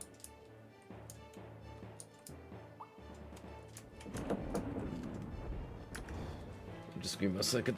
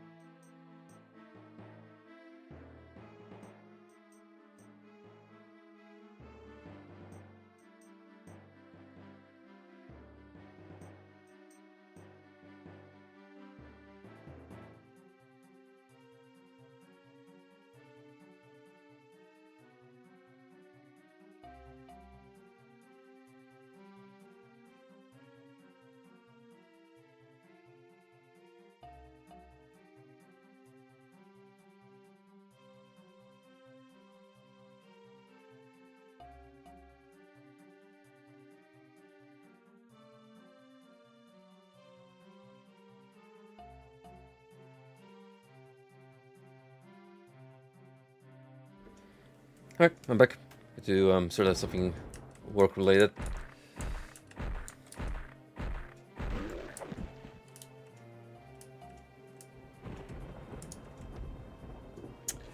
The beauty of this quote-unquote clue lies in the fact that it specifically points to a door.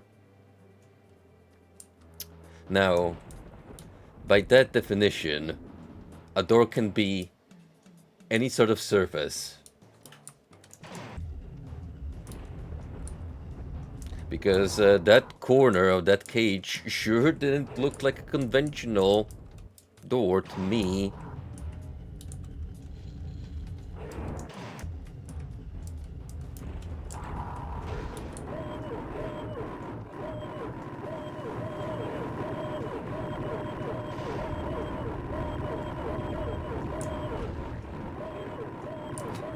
Off-screen violence.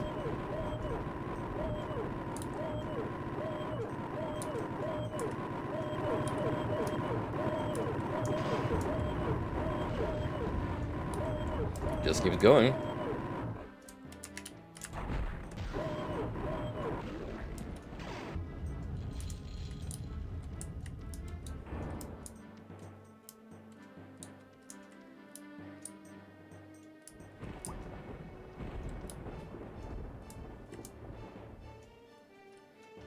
Oh. Okay. Thank you for the hint. That sounds dreadful if you don't know what's coming up. Are they attached to a trigger that activates something in this room?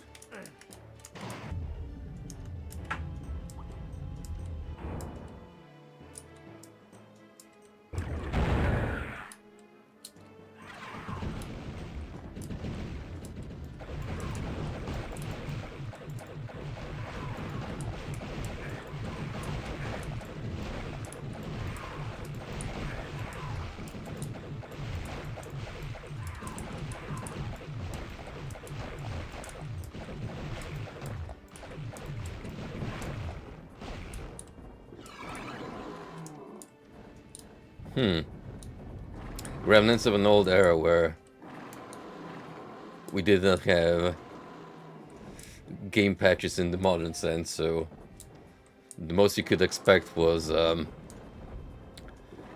this to potentially get fixed during like a expansion pack, provided the game got one in the first place.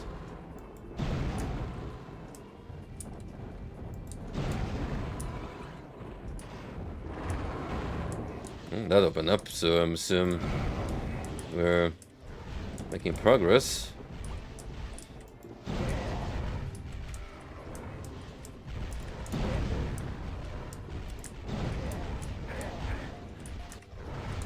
We should get these guys to shoot each other. Seems like a fun way of making my life easier.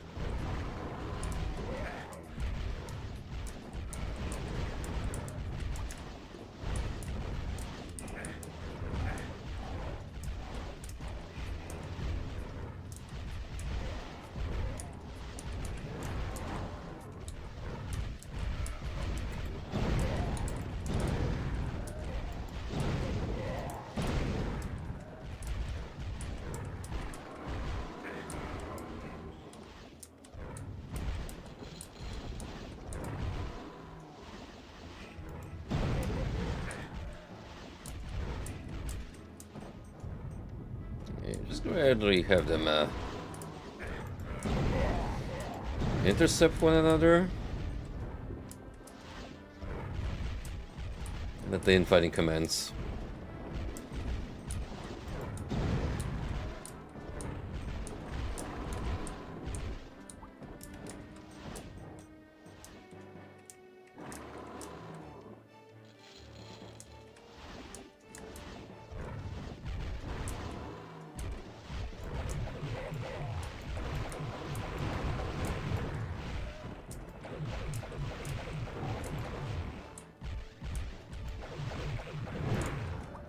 Oh. Oh shit. That seems like a boss.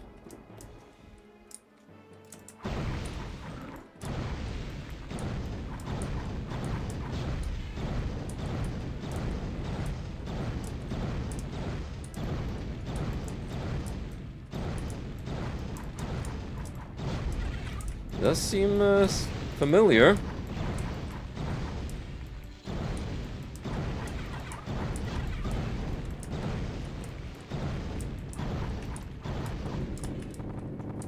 Ooh, I could burn through all my mana.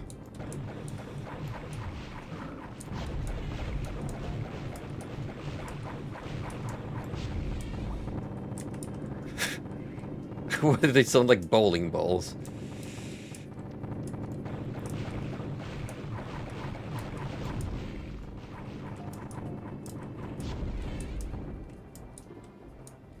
Okay, thankfully, I have on me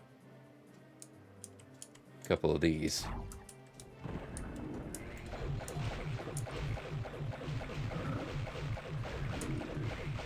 Look at them prancing around.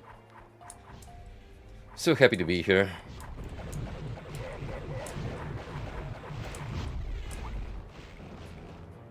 Okay, so while he's charging up, he will deflect projectiles.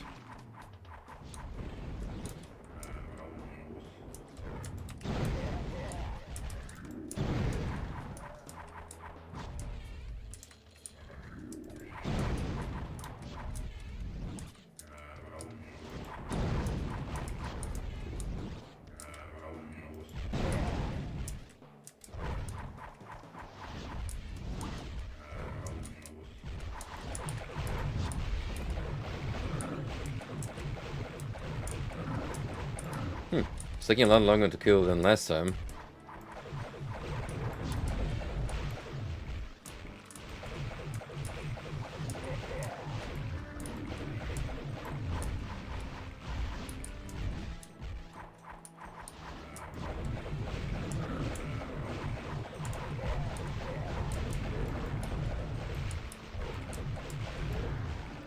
Occasionally he'll have like an orb that deflects my projectiles.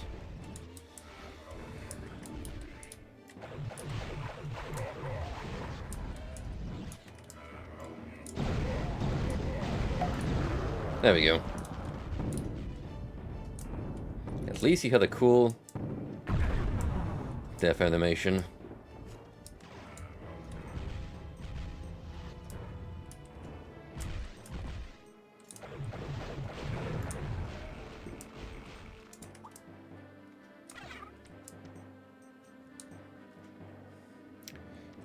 You do get some wings for your trouble.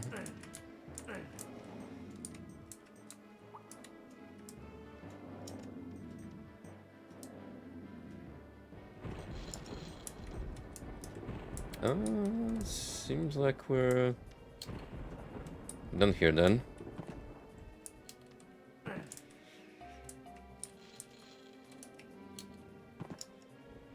Is there something inside of these, or?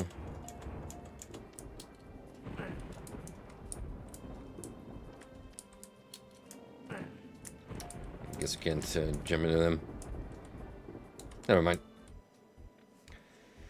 And he shall journey to the realms of the dead, and contest with the forces therein, unto the very gates of despair. But whether he shall return again to the world of light, no man knows.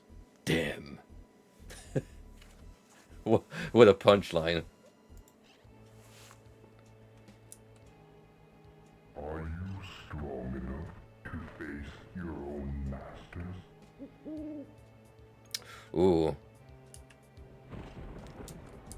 That sounds like a build up to a finale.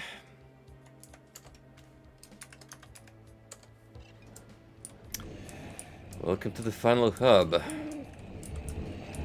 Oh, we got new enemy types.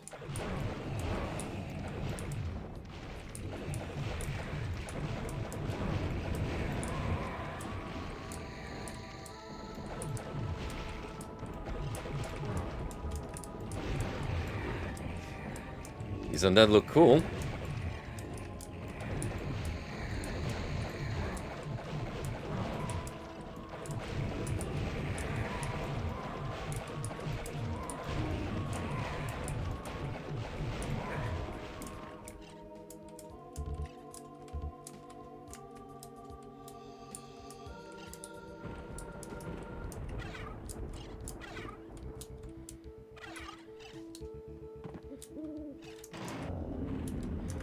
Mind you, generous with the pickups here.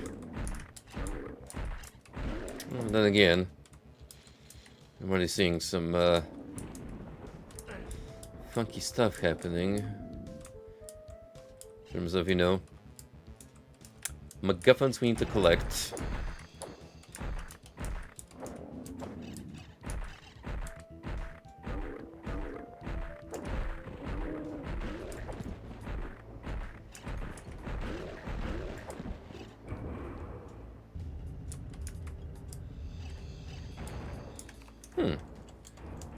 It's almost like that having different color was a clue or something.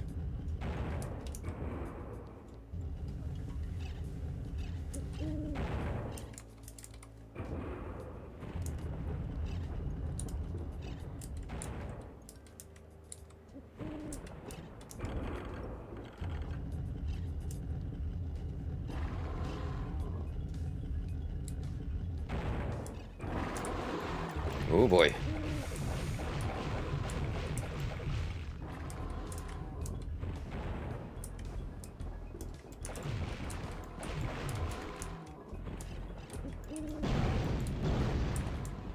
Yeah, throw me in the midst of a bunch of brown serpents, will ya?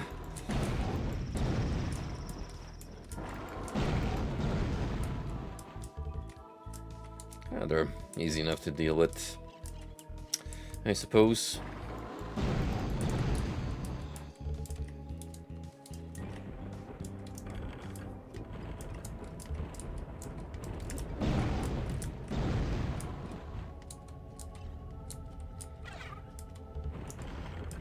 Well, now that I've reached the final hub area,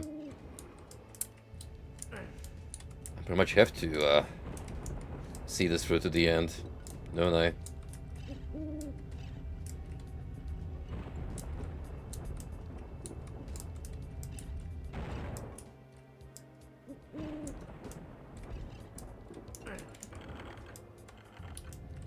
I see, that's if I want to return to the main area. Which, I mean, I could just see what else is there prior to committing.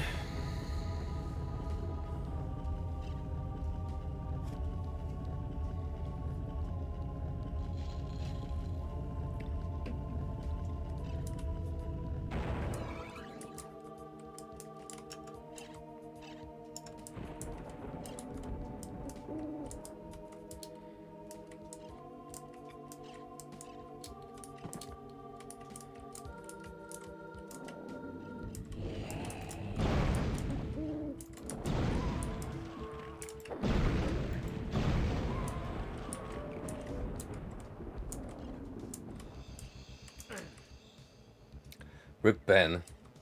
He didn't make it through the entirety of the development cycle.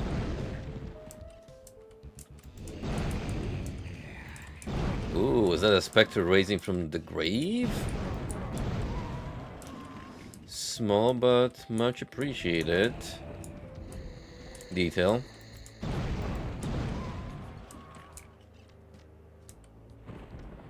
Damn. Not my homeboys, Chris and Kevin.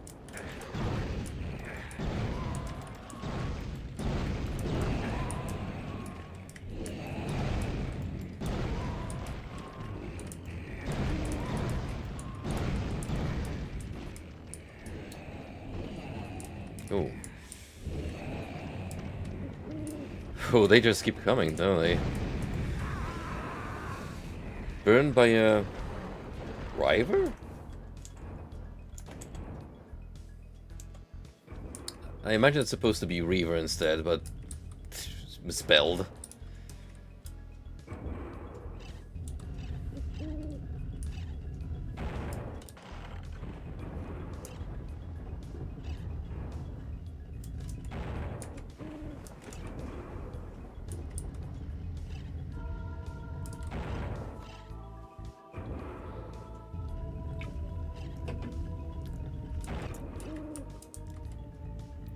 That is also a possibility.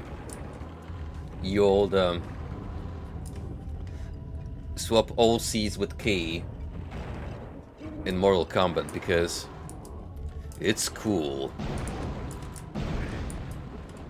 and mysterious and badass.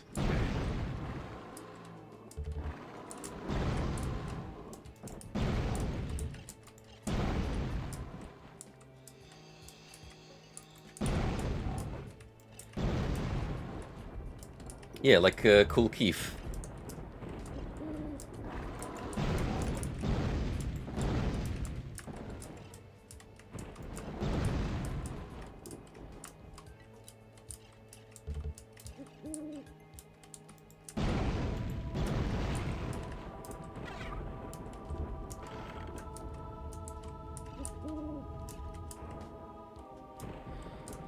Alright, fine. We'll go down here for now. Into Traductus's tomb.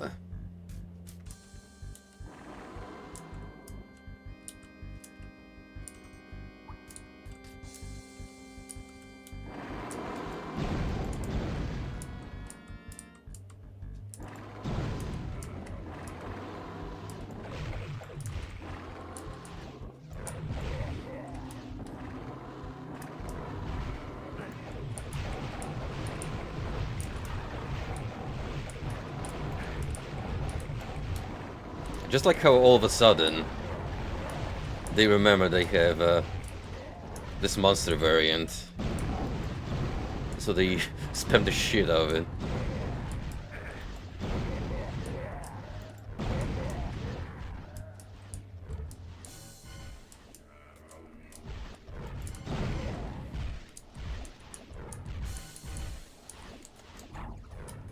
So I do remember I have 2 Molitor statues on me, which I'm gonna keep on me, just in case for now.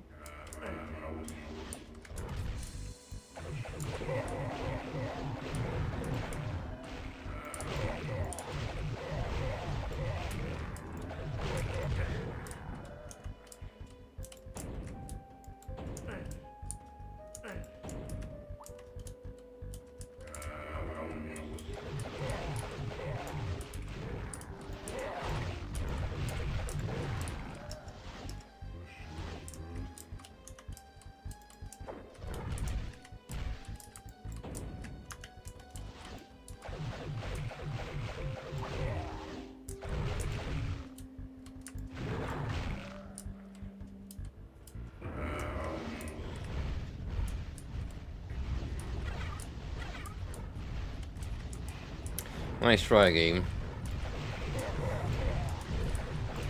Not that I need the ultimate weapon. Should actually try that on next boss I see. Chances are it's gonna be a reskin of that dude, or just him once more. Who's to say?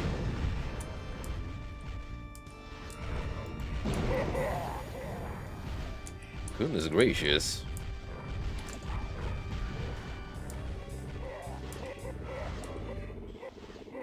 I mean, this is just an opportunity that's too good to pass.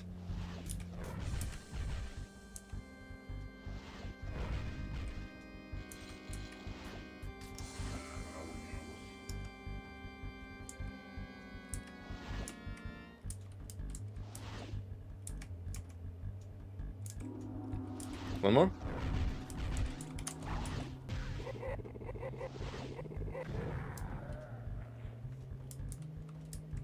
I love vertical shenanigans in my old school first-person shooters.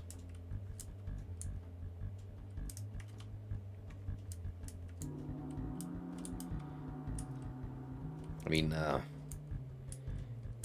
before Quake changed the way we viewed FPS titles, we kinda had to wing it when it came to height differences in our boom shoots.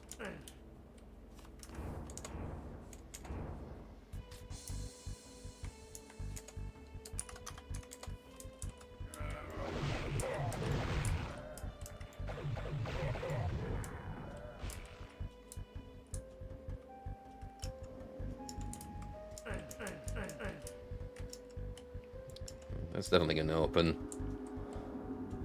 You don't give me a white outline and then do nothing substantial with it.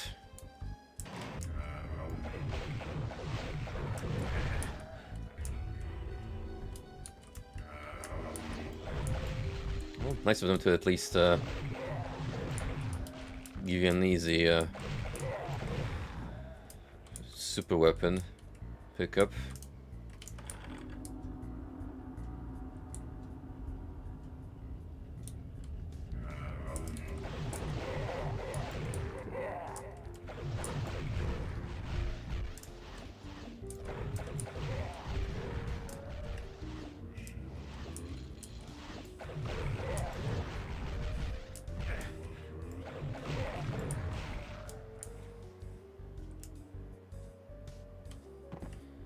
Oof.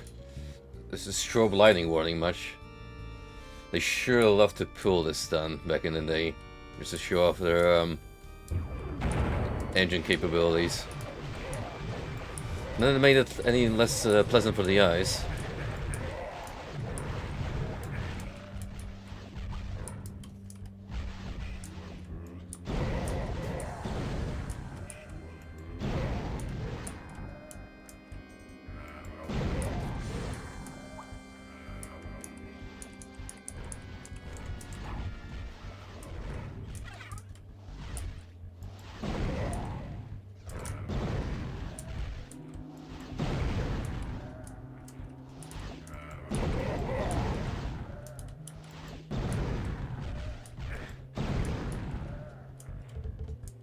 Appreciate some mana pickups.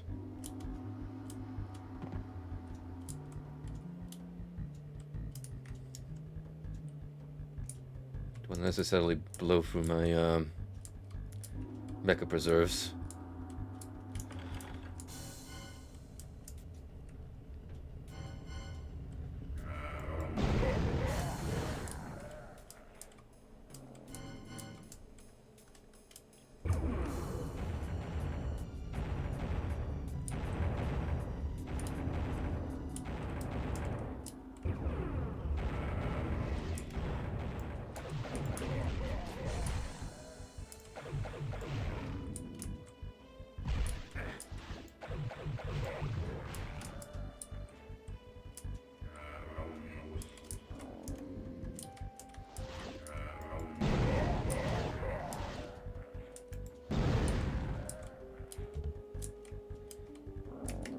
Whew.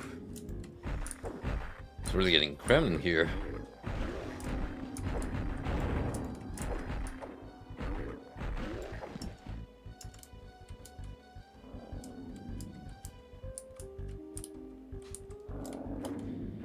I said this was gonna be an easy trek.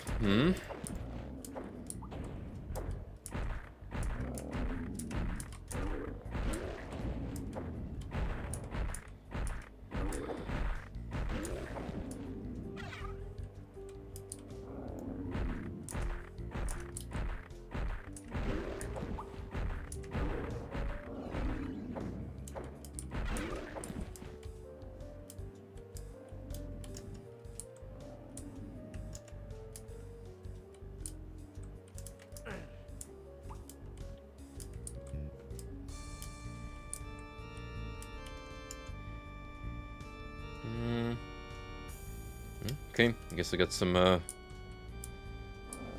extra healing out of it if I need it.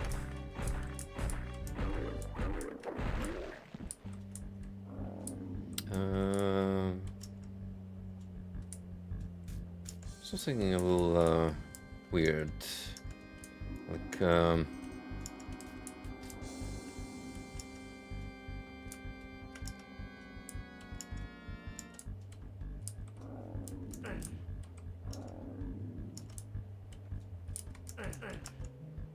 Oh, that's blocked off now. There's a little something by the first stained window on the right. Probably some extra pickups. Wager. Anyway.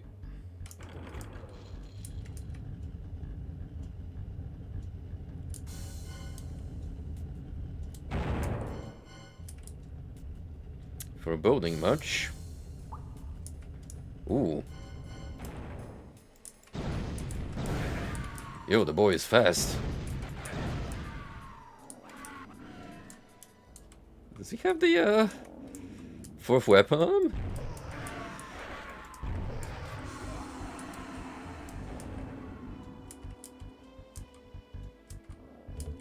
Huh.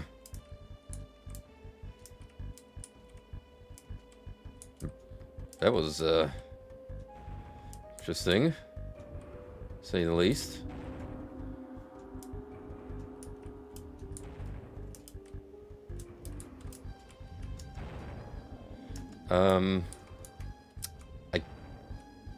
I guess we yeeted him out of existence because he kind of screwed off.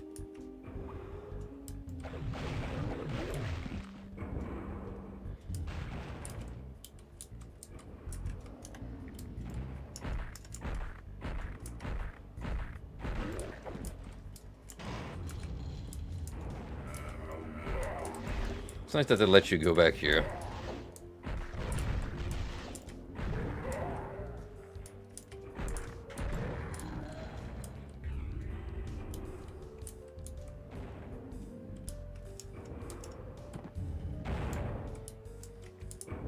Alright, I'll go use these blue vials to return to the main area in full health.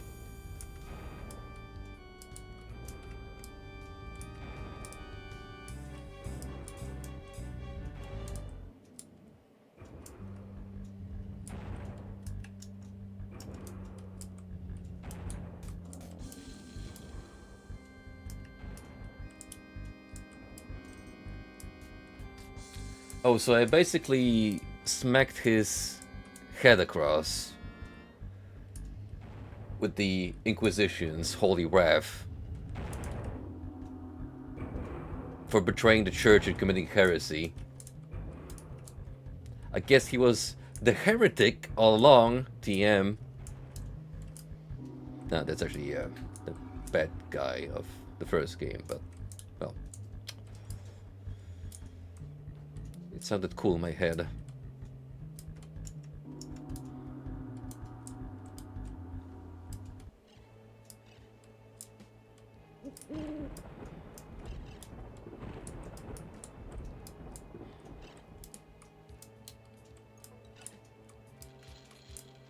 You know what? Fair.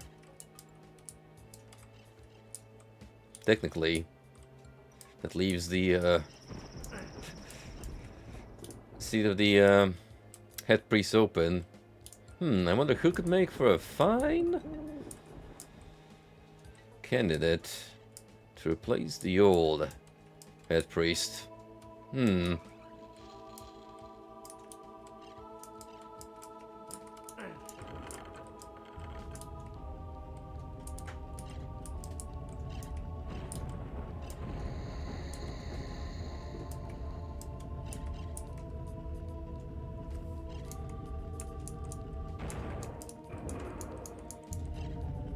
It's the holy relic I picked up of his body.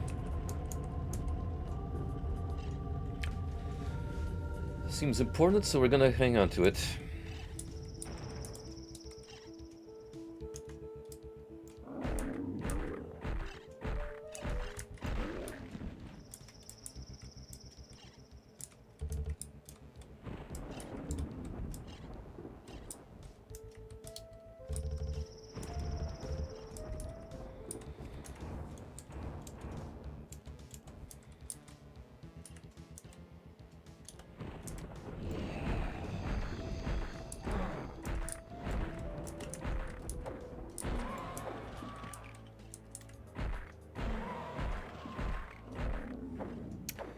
That guy seemed a little confused, so probably didn't favor.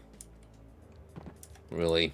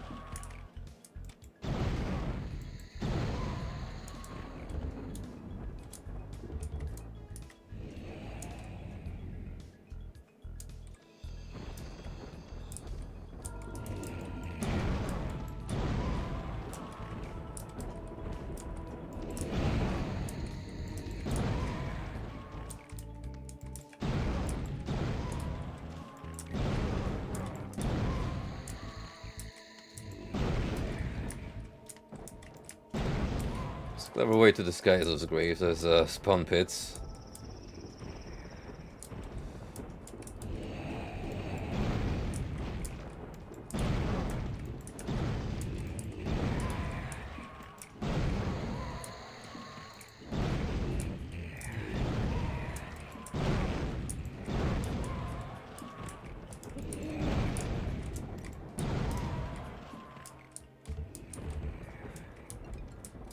Oh no, they got Eric too.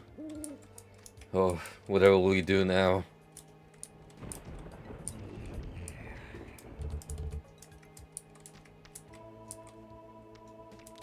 Mike?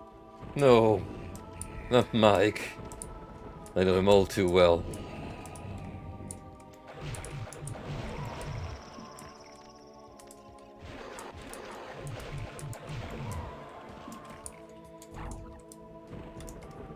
Door is barred from the inside.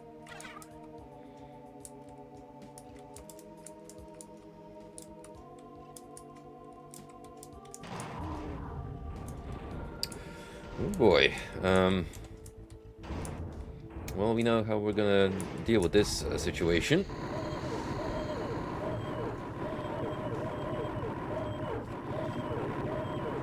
This is just what Hexen ASMR sounds, naturally.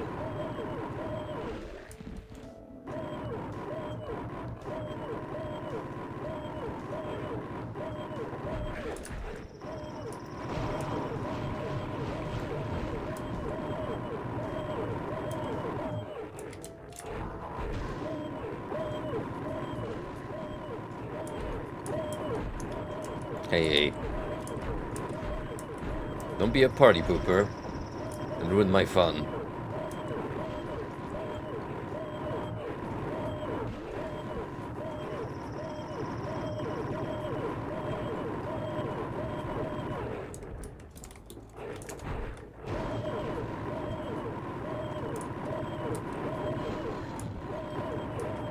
Enhance times 10.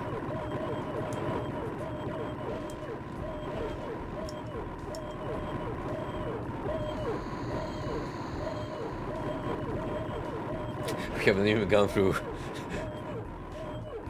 half the enemy pool.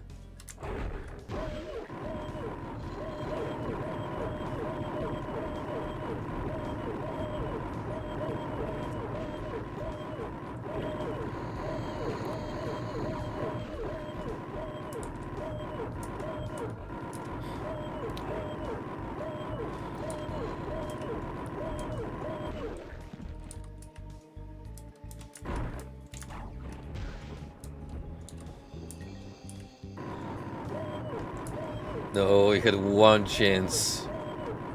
You had one chance to learn from the mistakes of your compatriots, but alas. But alas.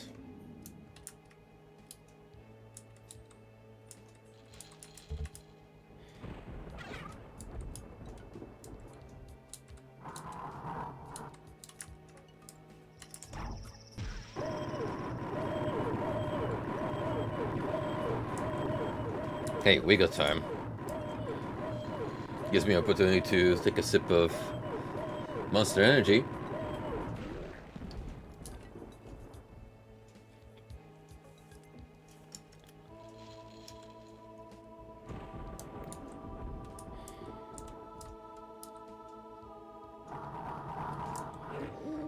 As well bait out all of these suckers.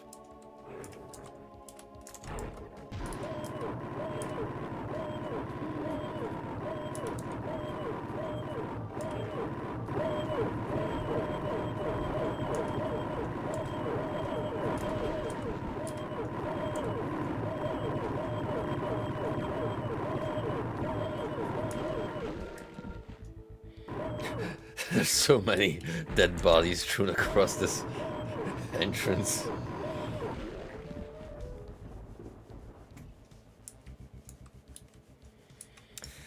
Oh, joy.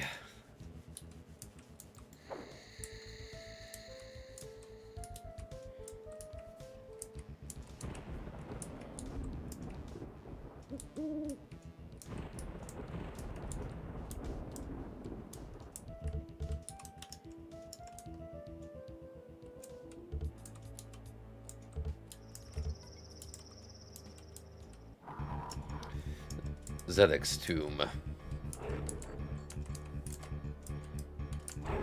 Another hit honcho. Another hit list of important guys we have to murder.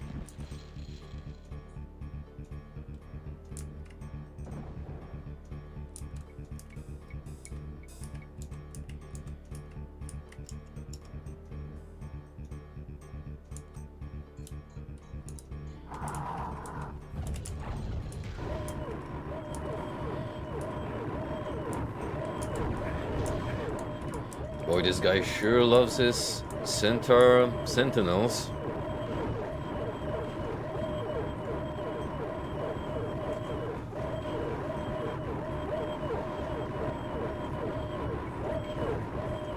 Could be one himself, for all we know.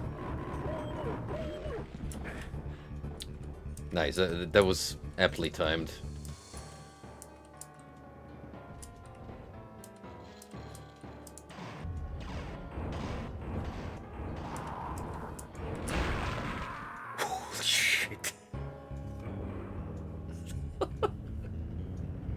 Oh, that actually spooked me.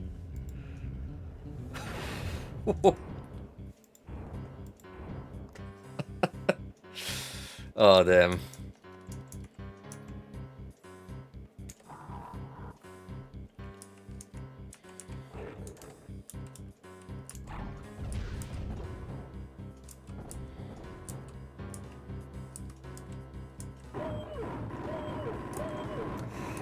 Never change, Hexen. Never change. Not that you can, because you're almost 40-year-old game at this point.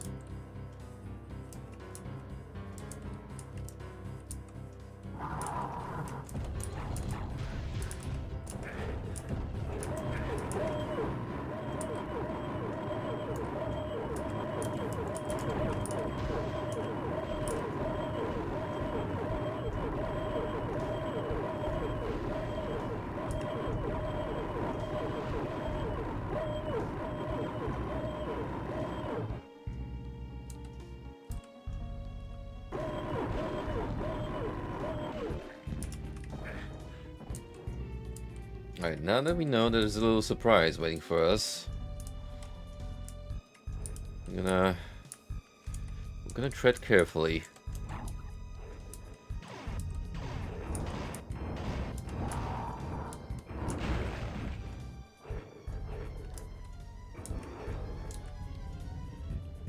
Goes both ways.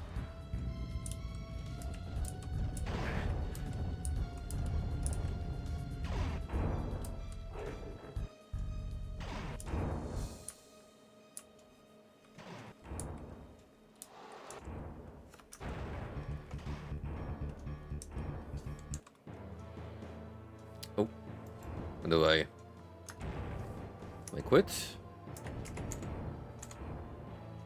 I guess so.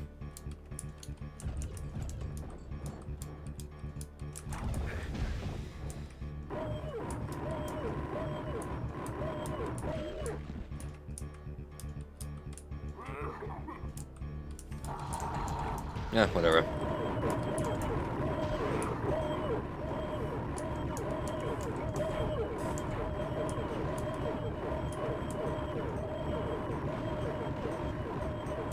With the quick save, but got my key prompts confused.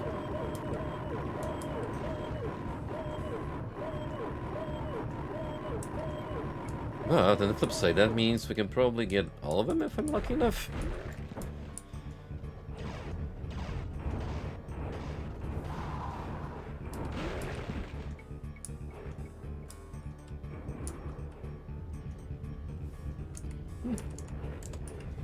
I'll take 2, sure.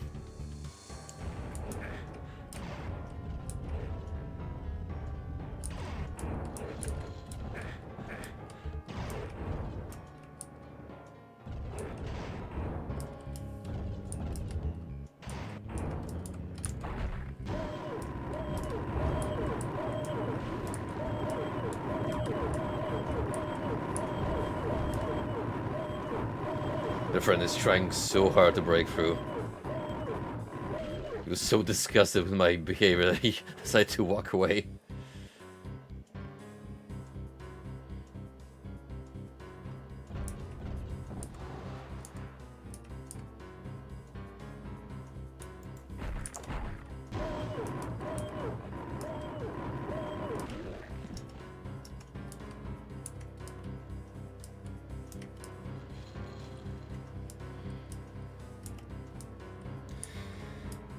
I do have to admit, this tomb is already off to a great start.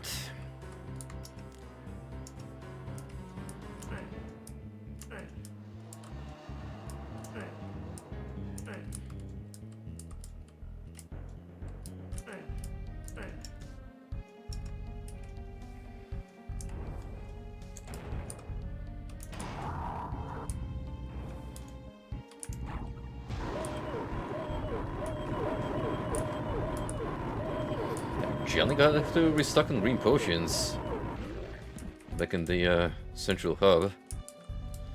Cause oh boy, this map sure loves its centaurs.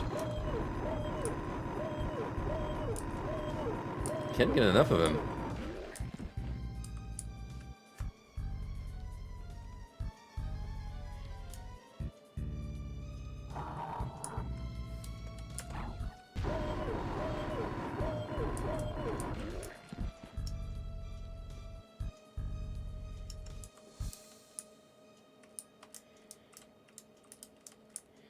If there's anything the previous boss taught me is Brave Vengeance is your friend until the arbitrator decide to change the rule set and you want to use the most powerful tool? You're gonna get punished for it.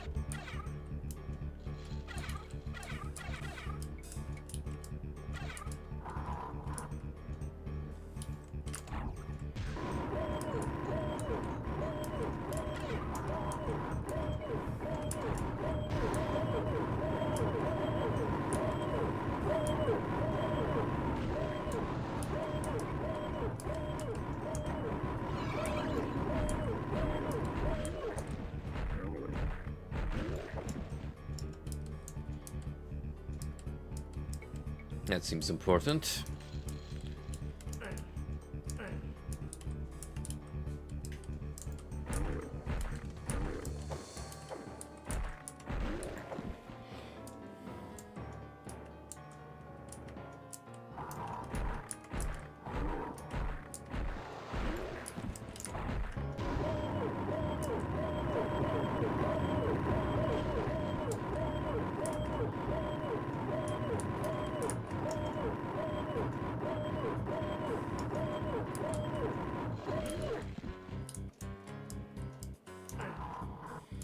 Hey, look, it's our old pal Cleric.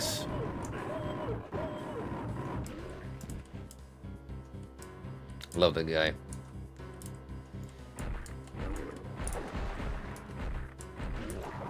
He's been so kind to us this whole journey.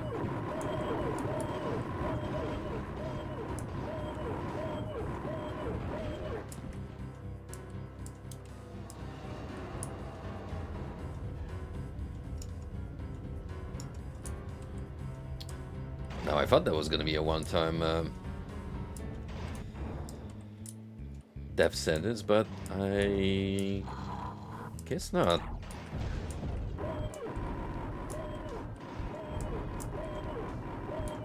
Good to know it can set off multiple times.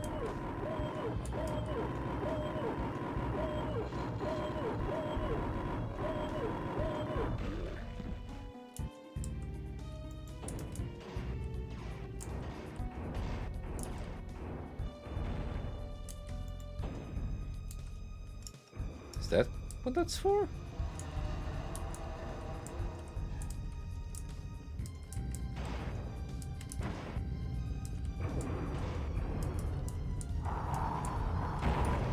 Oh gee, why am I not surprised?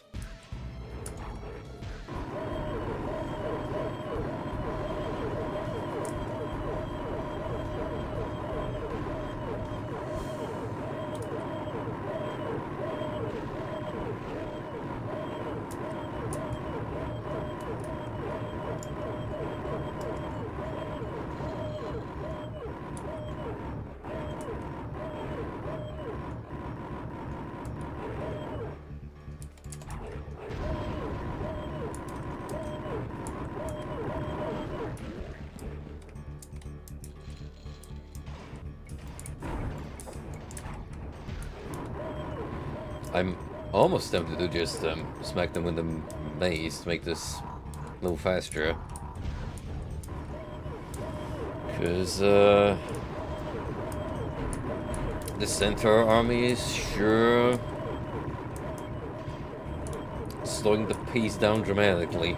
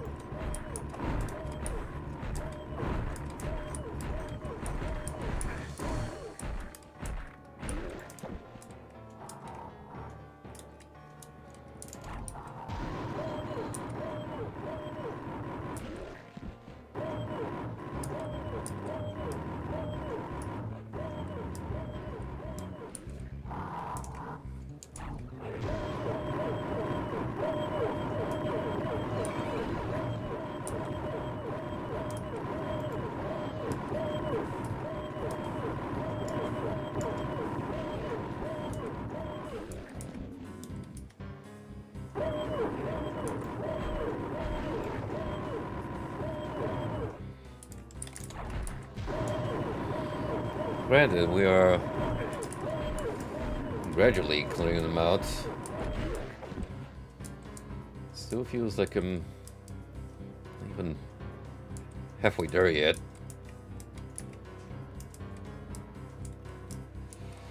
Oh, thank goodness, this is gonna save my skin.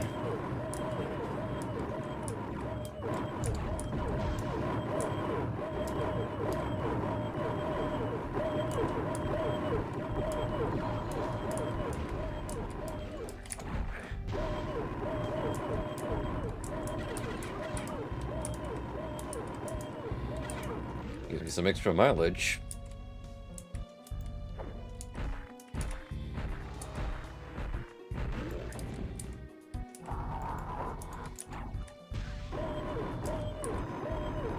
How funny is it that one of the first ever items you can pick up in this game is also one of the most powerful ones. At least in the sense of breezing through certain enemy types.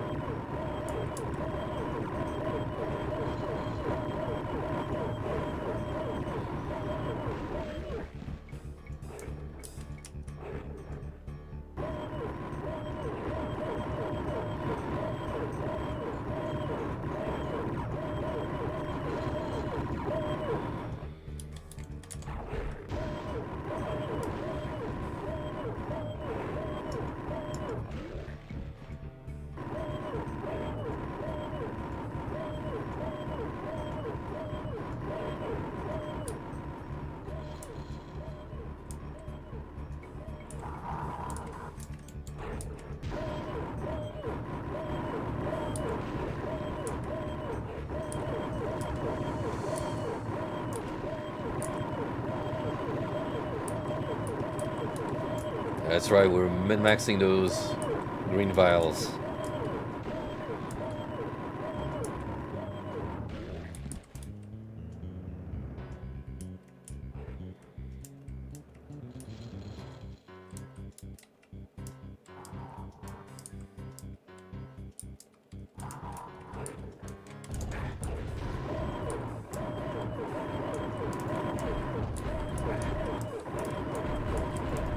Oh, fuck.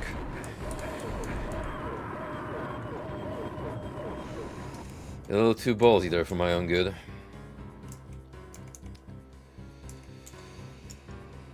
Oh boy. Not gonna pay the price.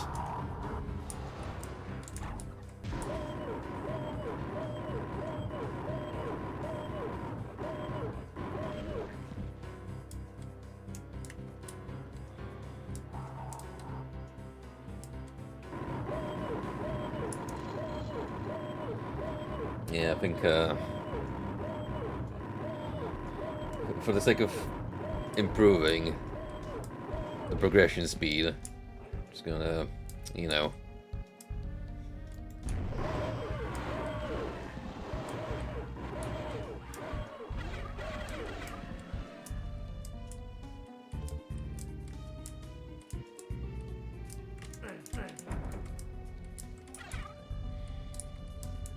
Especially since they give me so much mana anyway.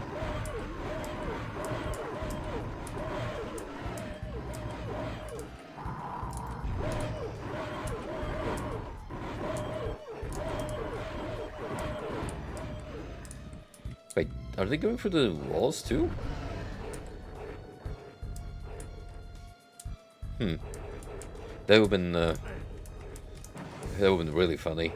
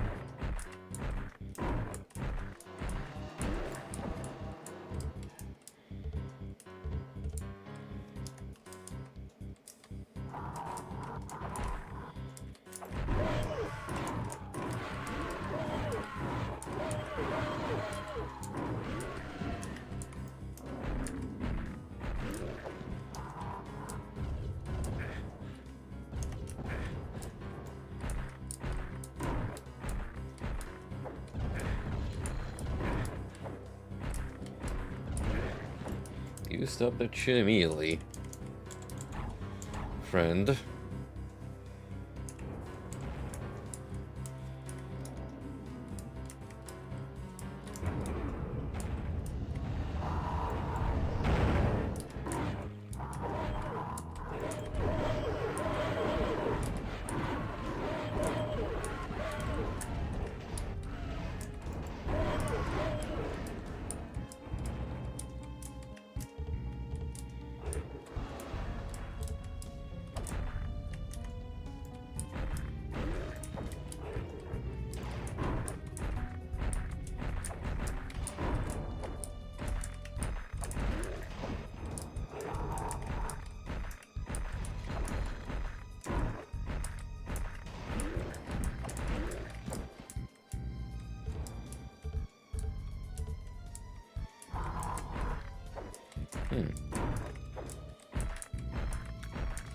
Another one of these free panels.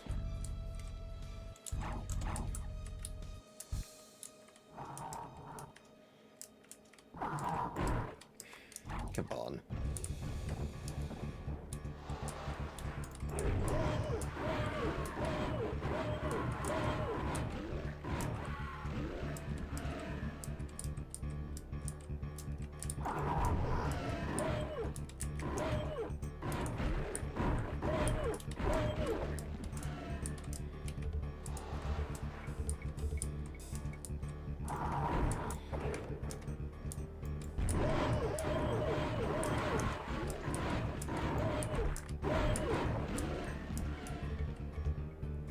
Yeah, at this point I was just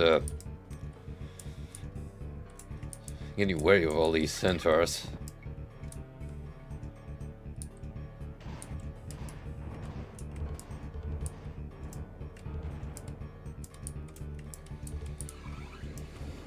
Alright, thankfully we got imagine enough mana to deal with the Guardian. This here mausoleum.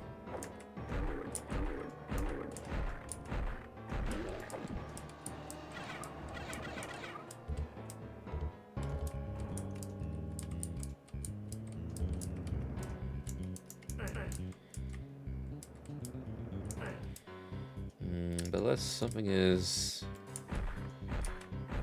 missing.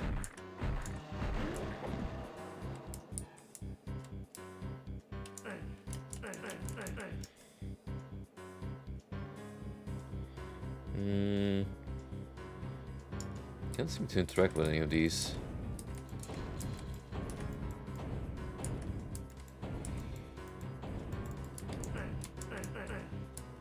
Oh.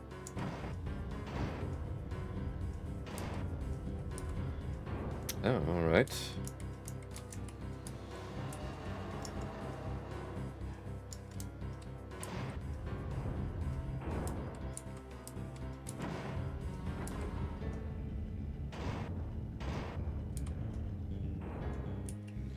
It seems to change.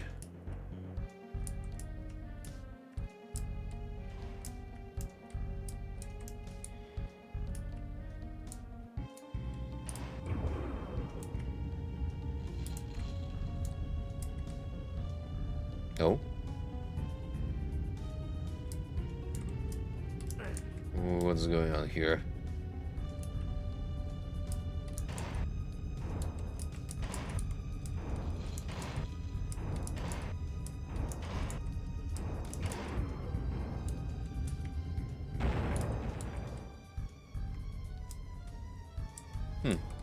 Guess I just wanted you to repeat whatever showed up.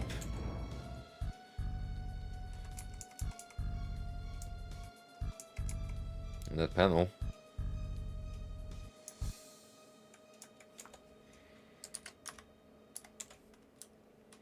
Well, anyway, let's be prepared. Hello, Mr. Warrior, it seems.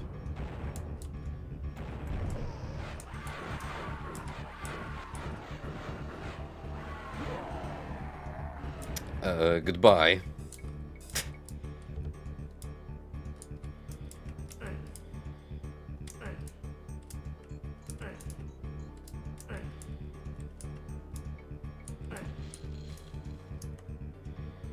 I'm sure this would have been much more epic if they didn't have the Ray Vengeance, but also not nearly as funny.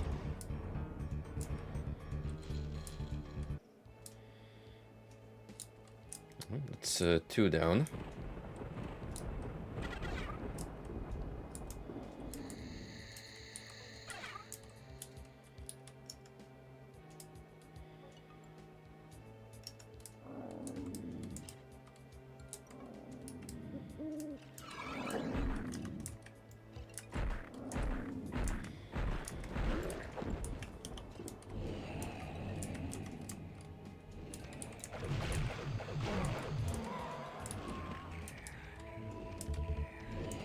Oh boy.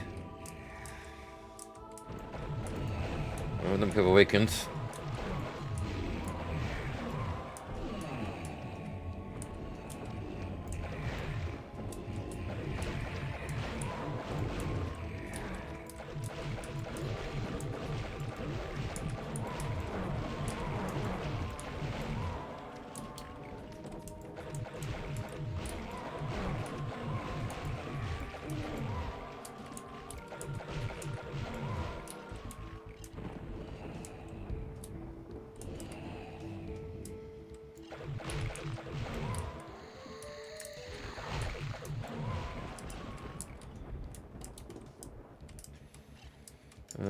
Haven't been here yet. Which I assume is our next stop. And final one, because one relic remains to be secured.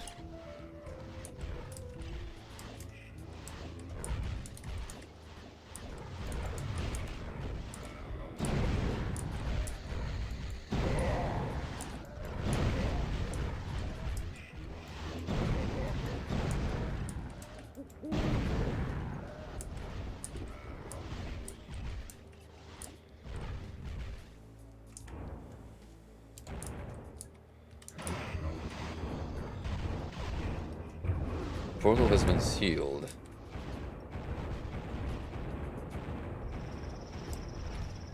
Choose your fate.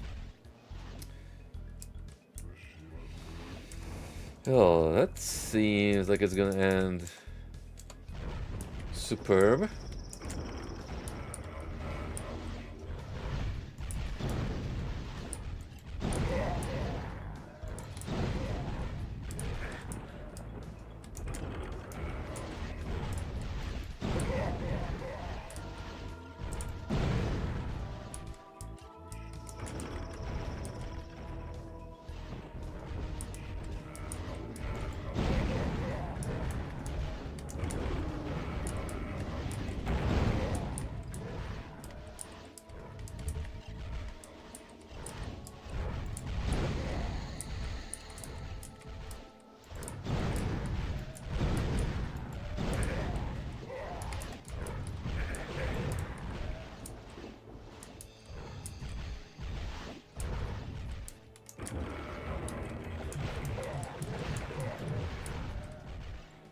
Appreciate the stacked healing.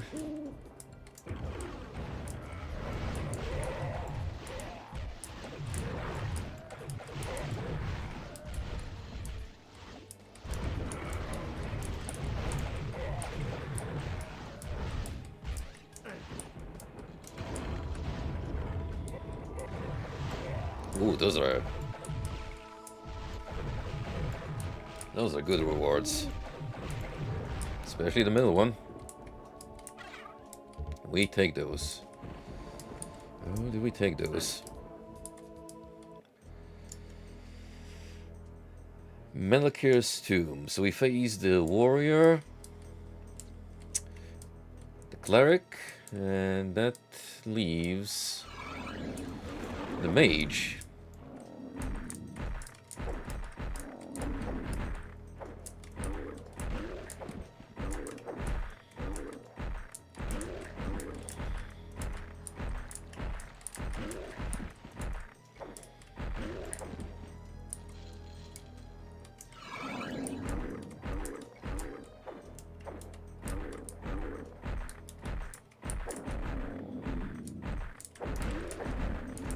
Something tells me I probably shouldn't be pressing these at random.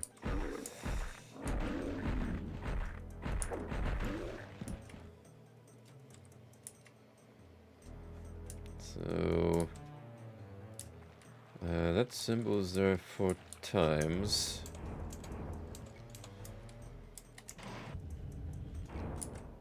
Okay. Wow, we did it.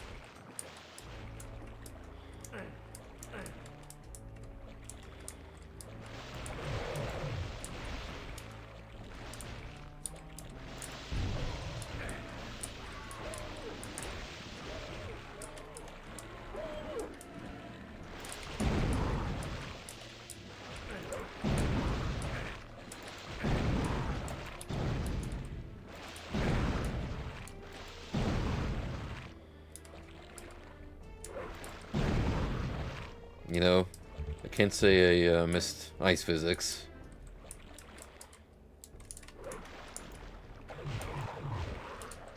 That would be a massive lie on my part.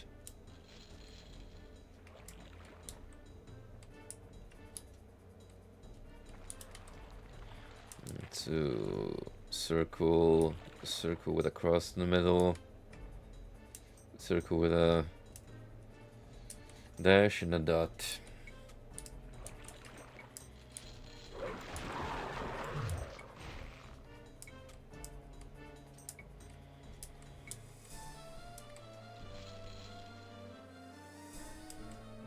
Do you want that in the way those are facing? Or... oh, wait. They're different compared to what I see here. Could be foreshadowing of an upcoming puzzle.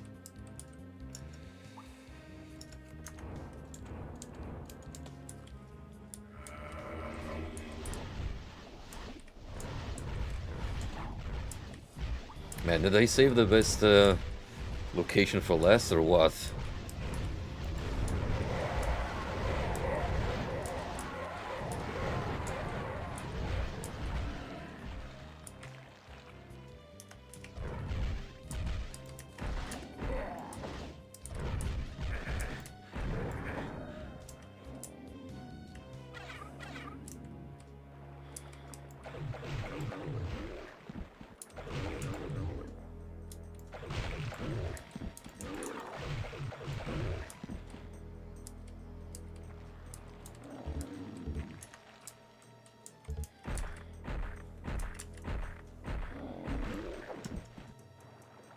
I see, this is like a circle of power. Fitting, considering we're gonna be facing a spellcaster.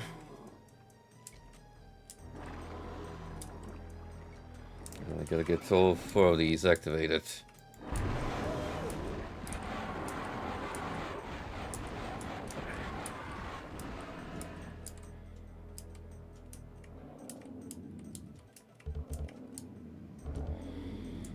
I just want to open up this place, so we have more freedom of exploration.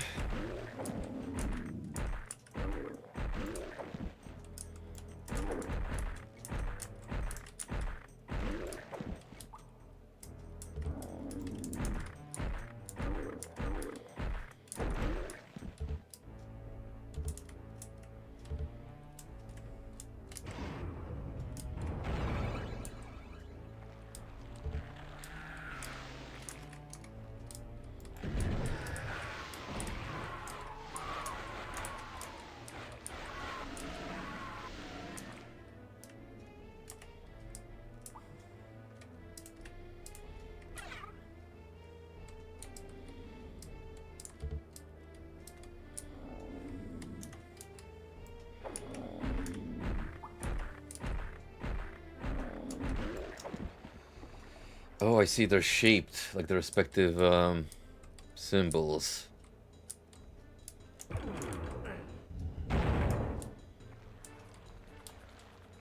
So that's one. That's... just seems like a matter of pressing it.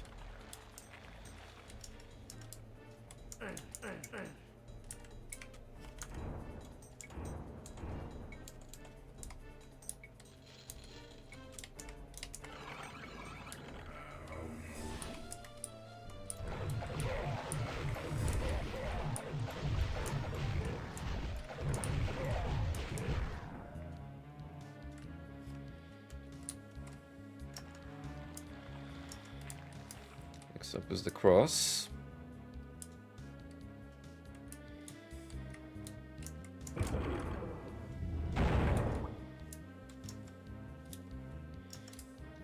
Just leaves this area. It's like I guess just a hollow circle.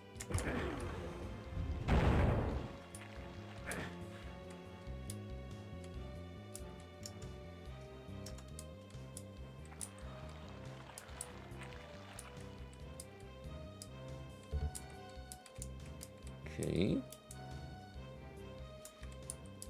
What did we accomplish through all this?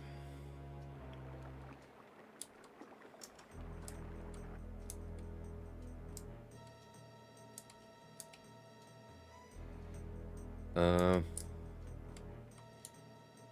more of these now.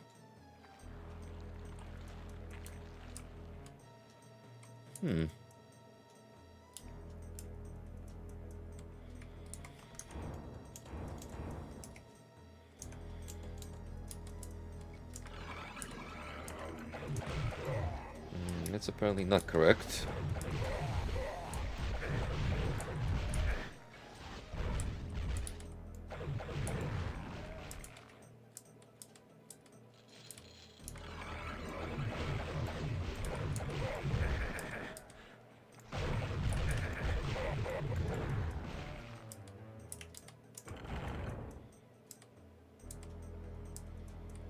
Oh. I pressed the wrong one and that spawned the enemies, that's why. Silly me.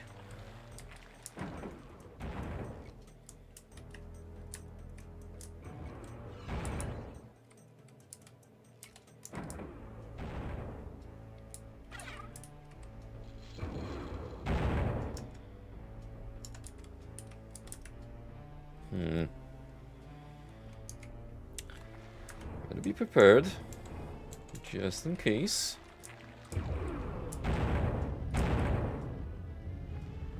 For a warm welcome. Hey.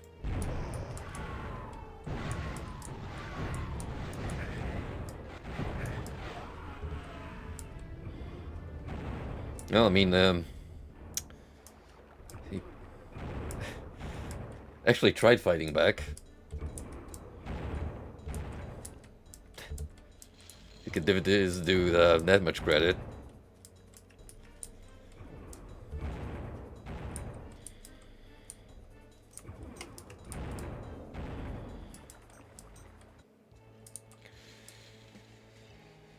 Well, that being said,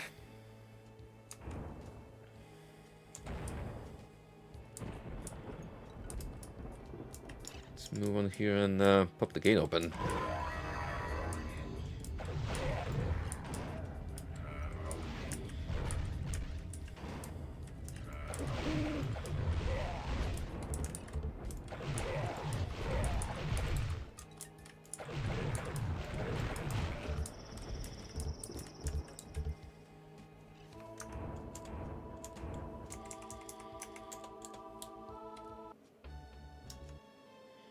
Dark Crucible. Ooh, could this be it? Could this be the final stretch?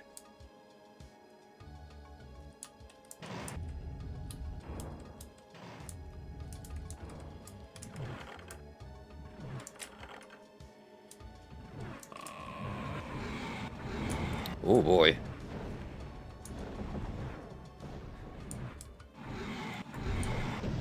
Check out this fella.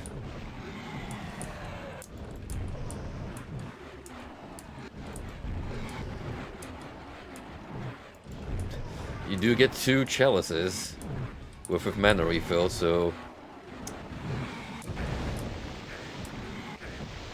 they're straight up telling you not to dick around with him.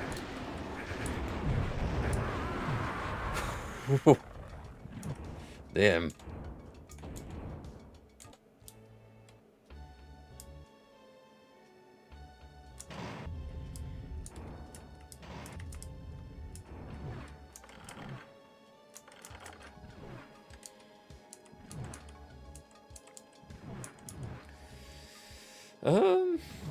You know what? I could try and summon a Molitor. So may as well just use these armor pieces.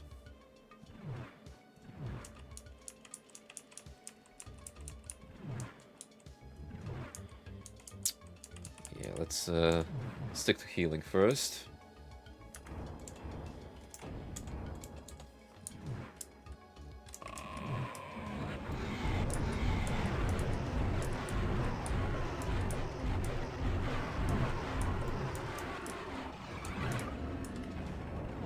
Wow. Phew. Absolutely decimated, just locked in place with no chance to respawn whatsoever.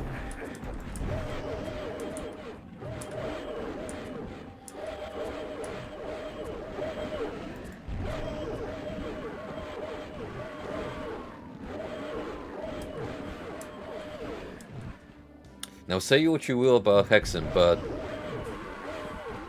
I do have to say, at least he has some banger weapons. This is just superb.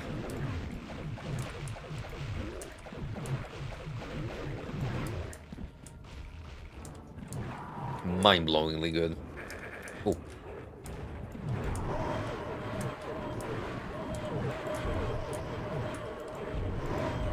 And they straight up tell you to go ham with it.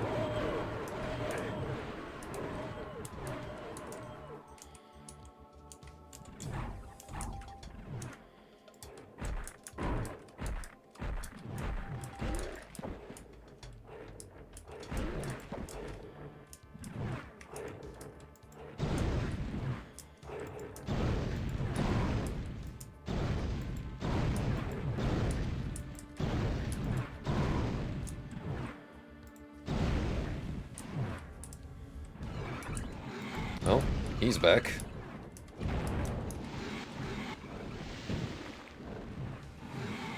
With a vengeance.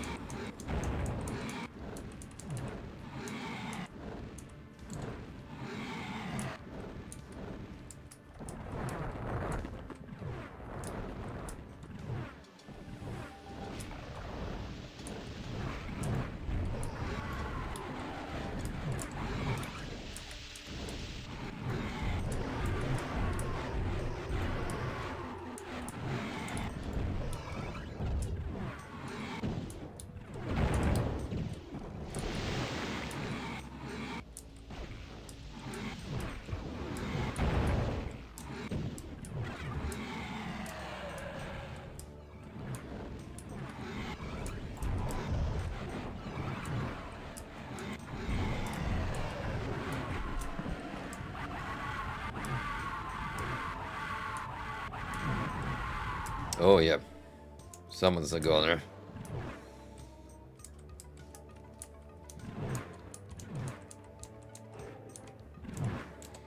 But I'm gonna restock just in case.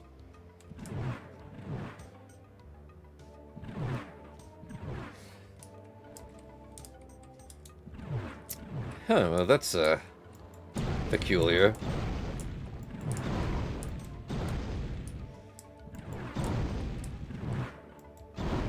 Weird to just go about and use the transparency function this late into the game.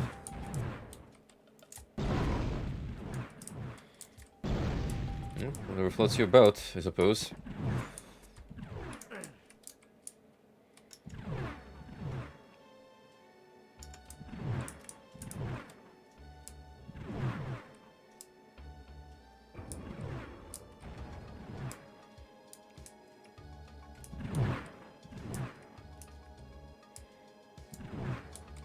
Okay, we did like the first antechamber.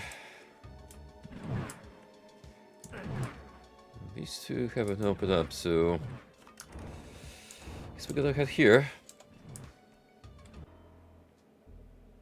Oh. With a scream of agony, you are wrenched from this world into another. Every part of your body wrapped in mystic fire.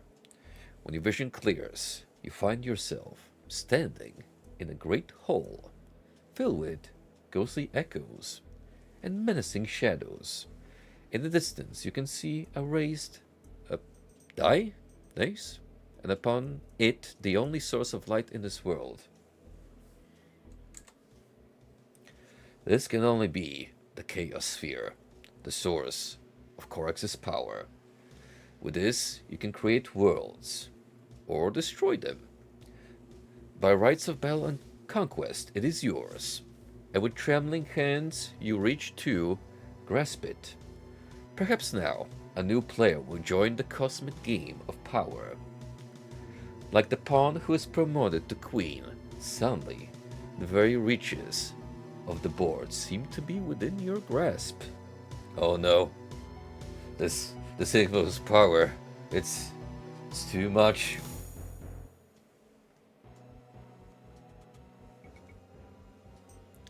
But there are other players, mightier than you, and who can know their next moves. Dun dun dun, Hexen 2 on the horizon.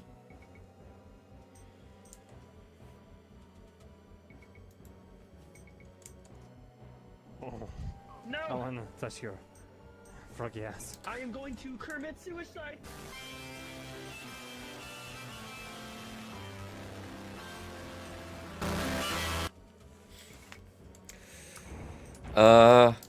I guess that's it, because can't progress past the screen.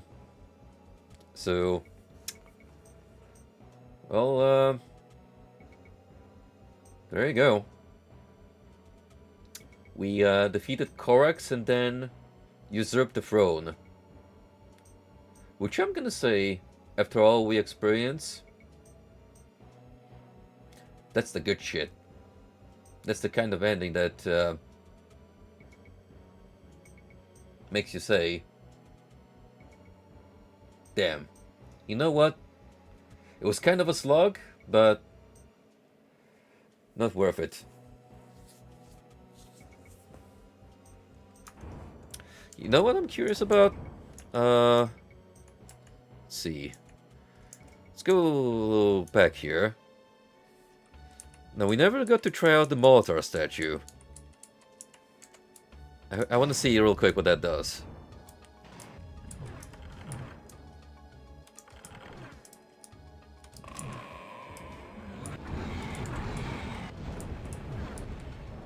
Wait. What's that supposed to be? Why did I just... Oh, there you go. It was like... What? That's it? Yo, let's go. Get him, boys.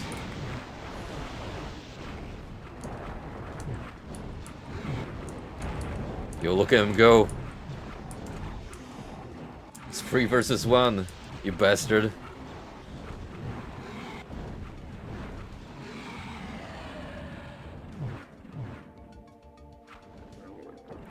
It's a little strange that out of all the enemies, they only really brought the Molitor back, if only as a summon.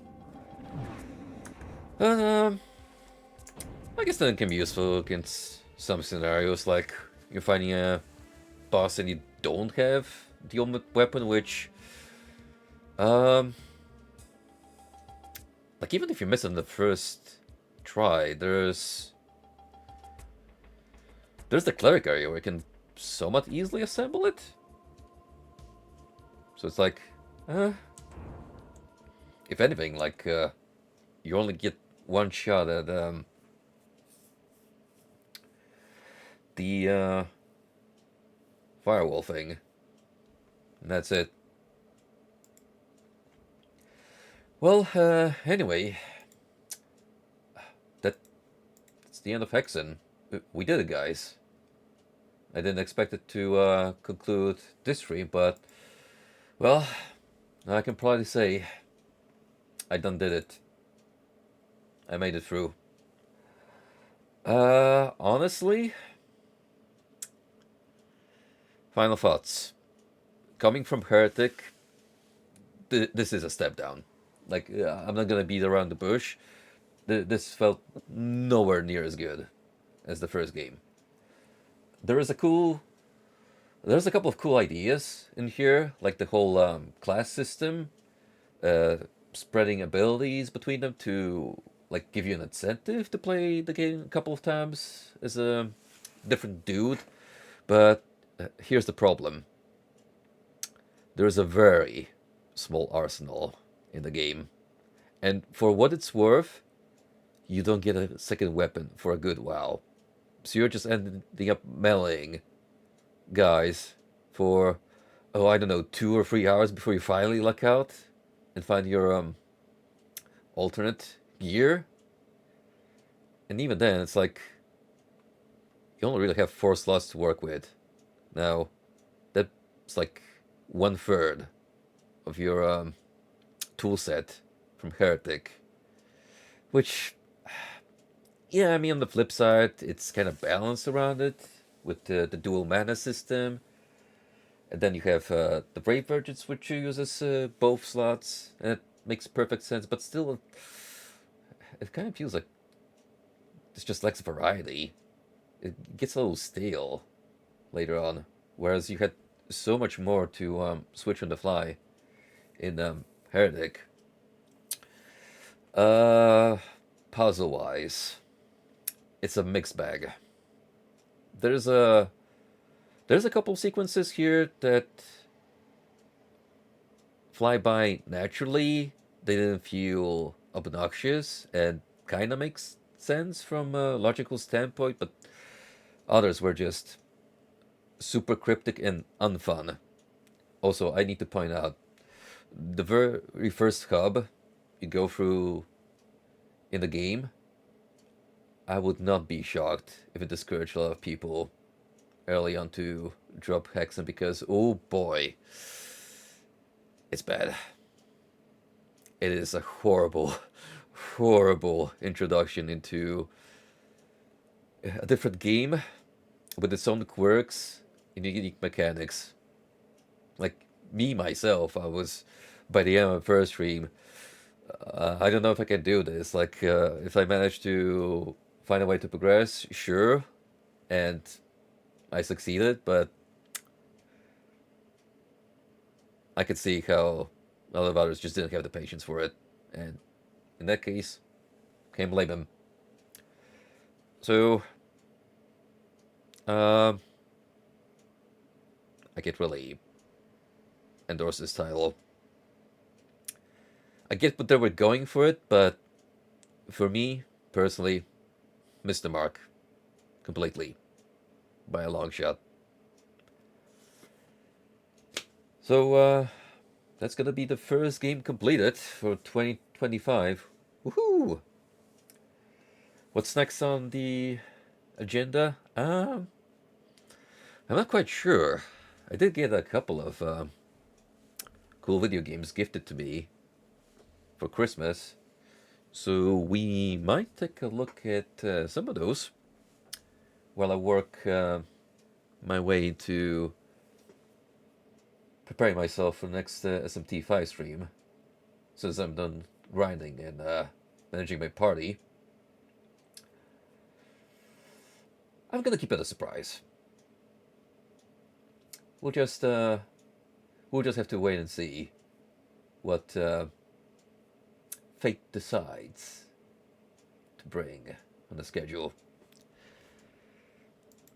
All right, thank you all for hanging out. You all have a good weekend. And before we part ways, let's raid Ronin because he's live.